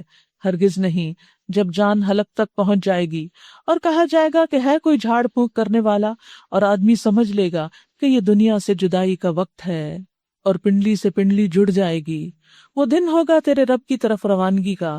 فلا صدق ولا صلى ولكن كذب وتولى ثم ذهب إلى أهله يتمطى أولى لك فأولى ثم أولى لك فأولى أيحسب الإنسان أن يترك سدى، مگر اس نے نہ سچ مانا اور نہ نماز پڑھی بلکہ جھٹلایا اور پلٹ گیا، پھر اکڑتا ہوا اپنے گھر والوں کی طرف چل دیا۔ یہ روش تیرے ہی لیے سزاوار ہے اور تجھی کو زیب دیتی ہے، ہاں یہ روش تیرے ہی لیے سزاوار ہے اور تجھی کو زیب دیتی ہے۔ کیا انسان نے یہ سمجھ رکھا ہے کہ وہ یوں ہی محمل چھوڑ دیا جائے گا؟ یعنی اس سے کوئی پوچھا نہیں جائے گا، اسے بس نعمتیں دے کر اس دنیا کے باغ میں چھوڑ دیا گیا، اب جو جی چاہے کرے، دل چاہے تو اچھے کام کرے اور دل چاہے تو برے کرے اور آخر میں کوئی حساب نہ ہو؟ ایسا ہرگز نہیں ہوگا۔ اللہ تعالیٰ نے ایک مقصد کے لیے پیدا کیا ہے اور وہ اس کی عبادت ہے، اور جو اس میں کامیاب نہیں ہوگا وہ حساب دے گا۔ کیا وہ ایک حقیر پانی کا نطفہ نہ تھا جو رحم مادر میں ٹپکایا جاتا ہے، پھر وہ ایک لوتھڑا بنا، پھر اللہ نے اس کا جسم بنایا اور اس کے اعضاء درست کیے، پھر اس سے مرد اور عورت کی 2 قسمیں بنائیں، کیا وہ اس پر قادر نہیں کہ مرنے والوں کو پھر سے زندہ کر دے؟ سورۃ الدہر۔ سورۃ الدہر بسم اللہ الرحمن الرحیم هل اتى على الانسان حين من الدهر لم يكن شيئا مذكورا، کیا انسان پر لامتناہی زمانے کا ایک وقت ایسا بھی گزرا ہے جب وہ کوئی قابل ذکر چیز نہ تھا؟ یعنی اس دنیا میں آنے سے پہلے انسان کہاں تھا؟ اس کا کوئی بھی مقام نہ تھا، یعنی وہ کسی کی پہچان میں نہ تھا، اللہ کے سوا کوئی نہیں جانتا تھا کہ اس کا وجود کہاں ہے، اس کی روح کہاں ہے۔ ہم نے انسان کو ایک مخلوط نطفے سے پیدا کیا، یعنی مرد اور عورت کے، تاکہ اس کا امتحان لیں، اور اس غرض کے لیے ہم نے اسے سننے اور دیکھنے والا بنایا۔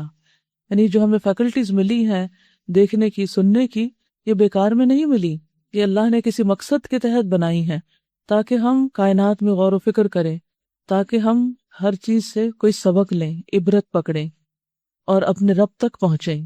ہم نے اسے راستہ دکھایا، یعنی انسان کو، خواہ شکر کرنے والا بنے یا کفر کرنے والا۔ کفر کرنے والوں کے لیے ہم نے زنجیریں اور طوق اور بھڑکتی ہوئی آگ مہیا کر رکھی ہے۔ نیک لوگ جنت میں شراب کے ایسے ساغر پئیں گے جن میں آب کافور کی آمیزش ہوگی، یہ ایک بہتا چشمہ ہوگا جس کے پانی کے ساتھ اللہ کے بندے شراب پئیں گے، اور جہاں چاہیں گے بسہولت اس کی شاخیں نکال لیں گے۔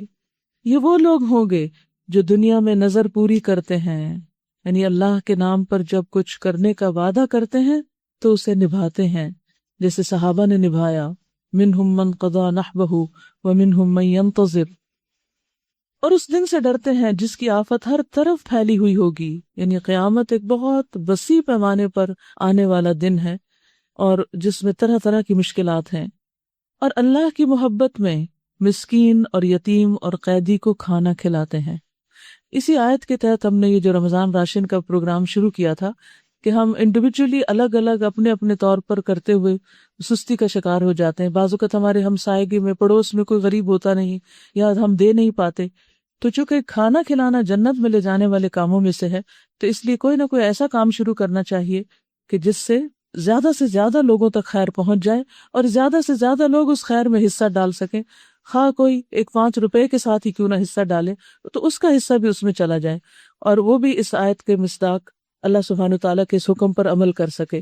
کیونکہ ہر شخص جب ایسی آیات پڑھتا ہے تو اس کا دل کرتا ہے عمل کرے، لیکن عمل کے لیے پھر کوئی فورم ہونا چاہیے، کوئی جگہ ہونی چاہیے، وقت ہونا چاہیے، سمجھ بوجھ ہونی چاہیے، جب جا کر ایک بات ایک عمل میں ڈھلتی ہے۔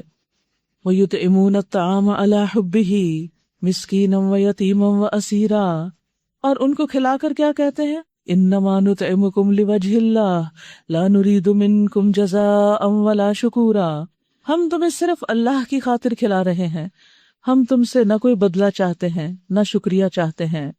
ہمیں تو اپنے رب سے اس دن کے عذاب کا خوف لاحق ہے جو سخت مصیبت کا انتہائی طویل دن ہوگا، بس اللہ تعالیٰ انہیں اس دن کے شر سے بچا لے گا اور انہیں تازگی اور سرور بخشے گا۔ یعنی جو آج دنیا میں دوسروں کے لیے خوشی کا سامان کرتے ہیں، اللہ تعالیٰ قیامت کے دن انہیں خوش رکھے گا، اور اس صبر کے بدلے انہیں جنت اور ریشمی لباس عطا کرے گا۔ وہاں وہ اونچی مسندوں پر تکیے لگائے بیٹھے ہوں گے، نہ انہیں دھوپ کی گرمی ستائے گی نہ جاڑے کی ٹھنڈک، جنت کی چھاؤں ان پر جھکی ہوئی سایہ کر رہی ہوگی، اور اس کے پھل ہر وقت ان کے بس میں ہوں گے کہ جس طرح چاہیں انہیں توڑ لے۔ ان کے آگے چاندی کے برتن اور شیشے کے پیالے گردش کرائے جا رہے ہوں گے، شیشے بھی وہ جو چاندی کی قسم کے ہوں گے، کرسٹل کلیئر۔ ان کو منتظمین جنت نے ٹھیک اندازے کے مطابق بھرا ہوگا۔ ان کو وہاں ایسی شراب کے جام پلائے جائیں گے جس میں سونٹ کی آمیزش ہوگی، یہ جنت کا ایک چشمہ ہوگا جسے سلسبیل کہا جاتا ہے۔ تو گویا جو شخص مساکین محتاجوں کو اللہ کی خاطر کھلاتا ہے اور جو شخص تکلیفوں پر صبر کرتا ہے، اللہ سبحانہ وتعالیٰ اس کو بہترین جزا عطا فرمانے والے ہیں، اور ایسی جزا کہ صرف کسی چیز کی تمنا ہی کرے گا تو اس کی خواہش پوری ہو جائے گی۔ اور پھر ان کی سروس کے لیے بہترین بچے دوڑ رہے ہوں گے جن کے بارے میں آتا ہے کہ وہ کم عمر کے ہوں گے اور ایسے جیسے موتی بکھرے ہوئے ہوں۔ ان کو وہاں ایسی شراب سے پلایا جائے گا جس میں سونٹ کی آمیزش ہوگی، یہ جنت کا ایک چشمہ ہوگا جسے سلسبیل کہا جاتا ہے۔ یطوف علیہم ولدان مخلدون اذا رأیتہم حسبتہم لؤلؤا منثورا، ان کی خدمت کے لیے ایسے لڑکے دوڑتے پھر رہے ہوں گے، چست اور چاق و چوبند، کہ کسی طرح کی سستی نہ کرے اور ڈیلے نہ کریں، جو ہمیشہ لڑکے رہیں گے، یعنی دنیا کے سرونٹس کی طرح بوڑھے نہیں ہوں گے، تم انہیں دیکھو تو سمجھو کہ موتی ہیں جو بکھیر دیے گئے ہیں، ہر طرف ان کو دیکھ کے بھی ایک حسن کا سما ہوگا۔ حضرت عبداللہ ابن عمر سے روایت ہے کہ یقیناً کم تر درجے کا جو جنتی ہوگا، عام ایوریج جنتی، وہ ہوگا جس کے لیے 1000 خادم بھاگ دوڑ کر رہے ہوں گے۔ 1000، ہر خادم ایسے کام پر معمور ہوگا جس پر اس کا ساتھی نہ ہوگا، یعنی 2 لوگ ایک کام نہیں کر رہے ہوں گے، الگ الگ کام کر رہے ہوں گے۔ اور پھر انہوں نے یہ آیت تلاوت فرمائی، اذا رأیتہم حسبتہم لؤلؤا منثورا، وہاں جدھر بھی تم نگاہ ڈالو گے نعمتیں ہی نعمتیں، اور ایک بڑی سلطنت کا سر و سامان تمہیں نظر آئے گا۔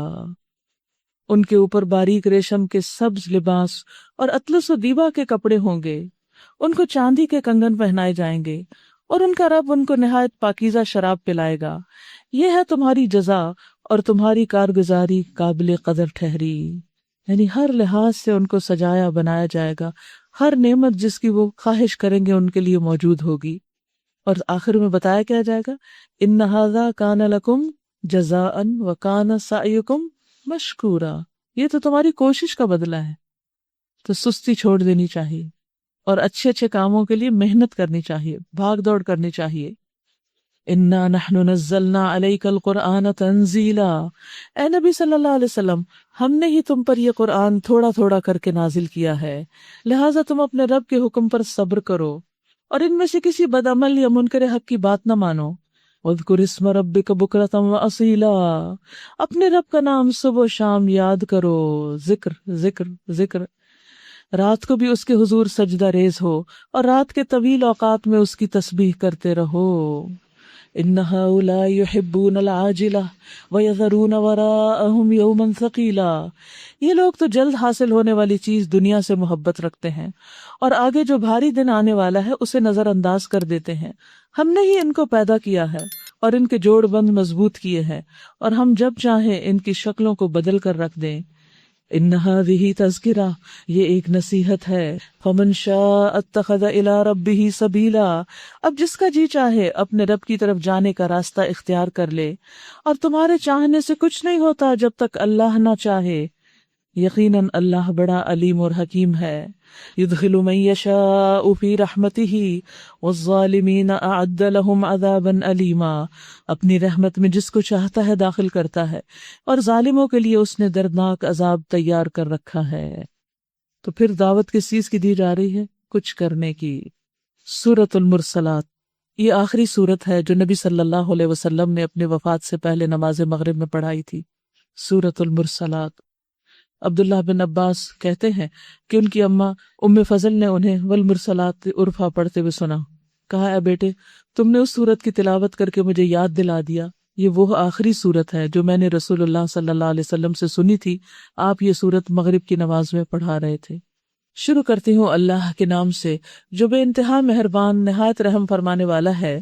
والمرسلات عرفا فالعاصفات عصفا والناشرات نشرا فالفارقات فرقا فالملقيات ذکرا عذرا او نذرا انما توعدون لواقع، قسم ہے ان ہواؤں کی جو پے در پے بھیجی جاتی ہیں، یعنی ایک کے بعد ایک جھونکا آتا ہے، پھر طوفانی رفتار سے چلتی ہیں اور بادلوں کو اٹھا کر پھیلا دیتی ہیں، پھر ان کو پھاڑ کر جدا کرتی ہیں، کیسے کیسے کام کر رہی ہیں ہوائیں، اور پھر دلوں میں اللہ کی یاد ڈالتی ہیں، عذر کے طور پر یا ڈراوے کے طور پر، یعنی کچھ لوگ تو ڈر کے اللہ سے معافی مانگتے ہیں اور کچھ خبر نہیں رکھتے۔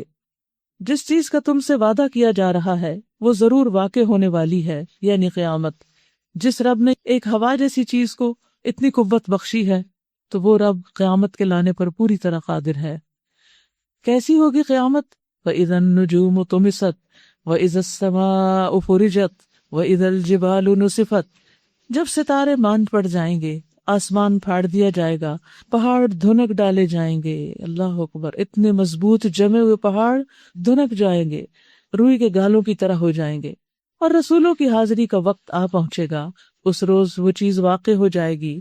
کس روز کے لیے یہ کام اٹھا رکھا گیا؟ فیصلے کے روز کے لیے، اور تمہیں کیا خبر کہ وہ فیصلے کا دن کیا ہے؟ تباہی ہے اس دن جھٹلانے والوں کے لیے.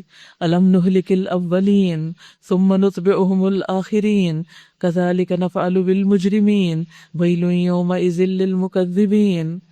کیا ہم نے اگلوں کو ہلاک نہیں کیا پھر انہی کے پیچھے ہم بعد والوں کو چلتا کریں گے؟ مجرموں کے ساتھ ہم یہی کچھ کیا کرتے ہیں. تباہی ہے اس دن جھٹلانے والوں کے لیے. یعنی دنیا میں آنے والے چھوٹے چھوٹے جو قیامتیں تھیں، جو عذاب تھے، ان سے سبق لو. کیا ہم نے ایک حقیر پانی سے تمہیں پیدا نہیں کیا اور ایک مقرر مدت تک اسے ایک محفوظ جگہ ٹھہرائے رکھا، یعنی ماں کے پیٹ میں؟ تو دیکھو ہم اس پر قادر تھے، پس ہم بہت اچھی قدرت رکھنے والے ہیں. تباہی ہے اس روز جھٹلانے والوں کے لیے. کیا ہم نے زمین کو سمیٹ کر رکھنے والی نہیں بنایا؟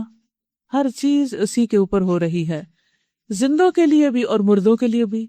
اور اس میں بلند و بالا پہاڑ جما دیے، کتنے بڑے بڑے، اور تمہیں میٹھا پانی پلایا، پہاڑوں کے پاس ہی چشمے پھوڑ دیے اور ان سے بہترین پانی نکالا. تباہی ہے اس روز جھٹلانے والوں کے لیے، یعنی جو قیامت کے دن کو نہ مانے اور اللہ کے احکامات کو نہ مانے. ان سے کیا کہا جائے گا؟ انطلقوا الی ما کنتم بہ تکذبون. چلو اب اسی چیز کی طرف جسے تم جھٹلایا کرتے تھے، چلو اس سائے کی طرف جو 3 شاخوں والا ہے، نہ ٹھنڈک پہنچانے والا نہ آگ کی لپٹ سے بچانے والا. یعنی قیامت کے دن ایسی جہنم ہوگی، وہ آگ محل جیسی بڑی بڑی چنگاریاں پھینکے گی. اللہ اکبر. یعنی پوری پوری بلڈنگ جتنی، جیسے ہائی رائزز ہوتے ہیں نا، تو ایسے ایک ایک چنگاری جہنم سے پورے پورے ہائی رائز کی طرح اٹھ رہی ہوگی، جو اچھلتی ہوئی یوں محسوس ہوگی گویا وہ زرد اونٹ ہے. تباہی ہے اس روز جھٹلانے والوں کے لیے. یہ وہ دن ہے جس میں وہ کچھ نہ بولیں گے اور نہ انہیں موقع دیا جائے گا کہ کوئی عذر پیش کریں. تباہی ہے اس دن جھٹلانے والوں کے لیے. یہ فیصلے کا دن ہے. ہم نے تمہیں اور تم سے پہلے گزرے ہوئے لوگوں کو جمع کر دیا ہے. اب اگر کوئی چال تم چل سکتے ہو تو میرے مقابلے میں چل دیکھو. تباہی ہے اس دن جھٹلانے والوں کے لیے. متقی لوگ آج سایوں اور چشموں میں ہیں، اور جو پھل وہ چاہیں ان کے لیے حاضر ہیں. کھاؤ اور پیو مزے سے اپنے ان اعمال کے صلے میں جو تم کرتے رہے ہو. پھر کس چیز کی بات ہے؟ اعمال کی. ہاں، انسان عمل کرے باقی اللہ کی رحمت ہو جاتی، لیکن اگر کوئی عمل ہی نہ کرے تو پھر تو اللہ کا غضب ہی آتا ہے. کھاؤ اور پیو مزے سے اپنے ان اعمال کے صلے میں جو تم کرتے رہے ہو، ہم نیک لوگوں کو ایسی ہی جزا دیتے ہیں. تباہی ہے اس روز جھٹلانے والوں کے لیے. کھاؤ اور مزے کر لو تھوڑے دن، حقیقت میں تم لوگ مجرم ہو. وَيْلٌ يَوْمَئِذٍ لِّلْمُكَذِّبِينَ. تباہی ہے اس روز جھٹلانے والوں کے لیے. وَإِذَا قِيلَ لَهُمُ ارْكَعُوا لَا يَرْكَعُونَ وَيْلٌ يَوْمَئِذٍ لِّلْمُكَذِّبِينَ. جب ان سے کہا جاتا ہے کہ اللہ کے آگے جھکو تو جھکتے نہیں ہیں. وَيْلٌ يَوْمَئِذٍ لِّلْمُكَذِّبِينَ. تباہی ہے اس روز جھٹلانے والوں کے لیے. فَبِأَيِّ حَدِيثٍ بَعْدَهُ يُؤْمِنُونَ. اب اس قرآن کے بعد اور کون سا کلام ایسا ہو سکتا ہے جس پر یہ ایمان لائیں گے؟ یعنی اگر لوگ قرآن کو نہیں مانتے، اس کی تعلیم کے اوپر نہیں عمل کرتے، تو پھر کس اور چیز کو مانیں گے؟ وآخر دعوانا ان الحمد للہ رب العالمین. آج سورۃ القیامت گزری ہے، اس پر پورا لیکچر موجود ہے. اسی طرح علامات قیامت کا بیان یہ کتاب ہے. اس میں بہت ساری صحیح احادیث سے علامتیں بیان کی گئی ہیں. ایک دفعہ پڑھنی چاہیے کتاب. پھر قیامت کا بیان، کیونکہ قیامت کیسی ہوگی، کس طرح آئے گا، سب کچھ اس کی تفصیلات ہمیں معلوم ہونی چاہیے، کیونکہ یہ وہ دن ہے جو ہمیں دیکھنا ہے. تو جس چیز کو دیکھنا ہے اس کے بارے میں پہلے ہی جان لینا چاہیے اچھی طرح. اس کے علاوہ یہ ہے کہ جس طرح لڑکیوں کے لیے 1 سالہ ڈپلومہ کورس 14 اگست کو شروع ہو رہا ہے، اگست سے اگست تک بہترین موقع ہے ان لوگوں کے لیے جو اپنے اسکول یا یونیورسٹی سے 1 سال کا آف لے کر اسٹڈیز کو کنٹینیو کر سکتے ہیں. یہ لڑکیوں کے لیے بھی اور لڑکوں کے لیے بھی. الحمدللہ ٹیسٹ اور انٹرویو ان کے 2 اور 3 اگست کو ہوں گے، اور ان کی تعارفی کلاس جو ہے 14 اگست کو رکھی گئی ہے. لیکن جب ٹیسٹ انٹرویو ہوں گے اس وقت انہیں ڈیٹ بتا دی جائے گی حالات کو سامنے رکھتے ہوئے. عمر کی کم سے کم حد 18 سال. 18 سال سے کم لوگوں کو داخلہ نہیں دیا جائے گا کیونکہ وہ سیریس نہیں ہوتے. اللہ ماشاء اللہ. ہاسٹل کی سہولت موجود ہے لڑکوں کے لیے بھی، اور تعلیم کم از کم اے لیول یا انٹرمیڈیٹ یا اس کے مساوی کوئی بھی چیز ہو. سبحانک اللہم و بحمدک اشہد ان لا الہ الا انت استغفرک و اتوب الیک. السلام علیکم و رحمۃ اللہ وبرکاتہ.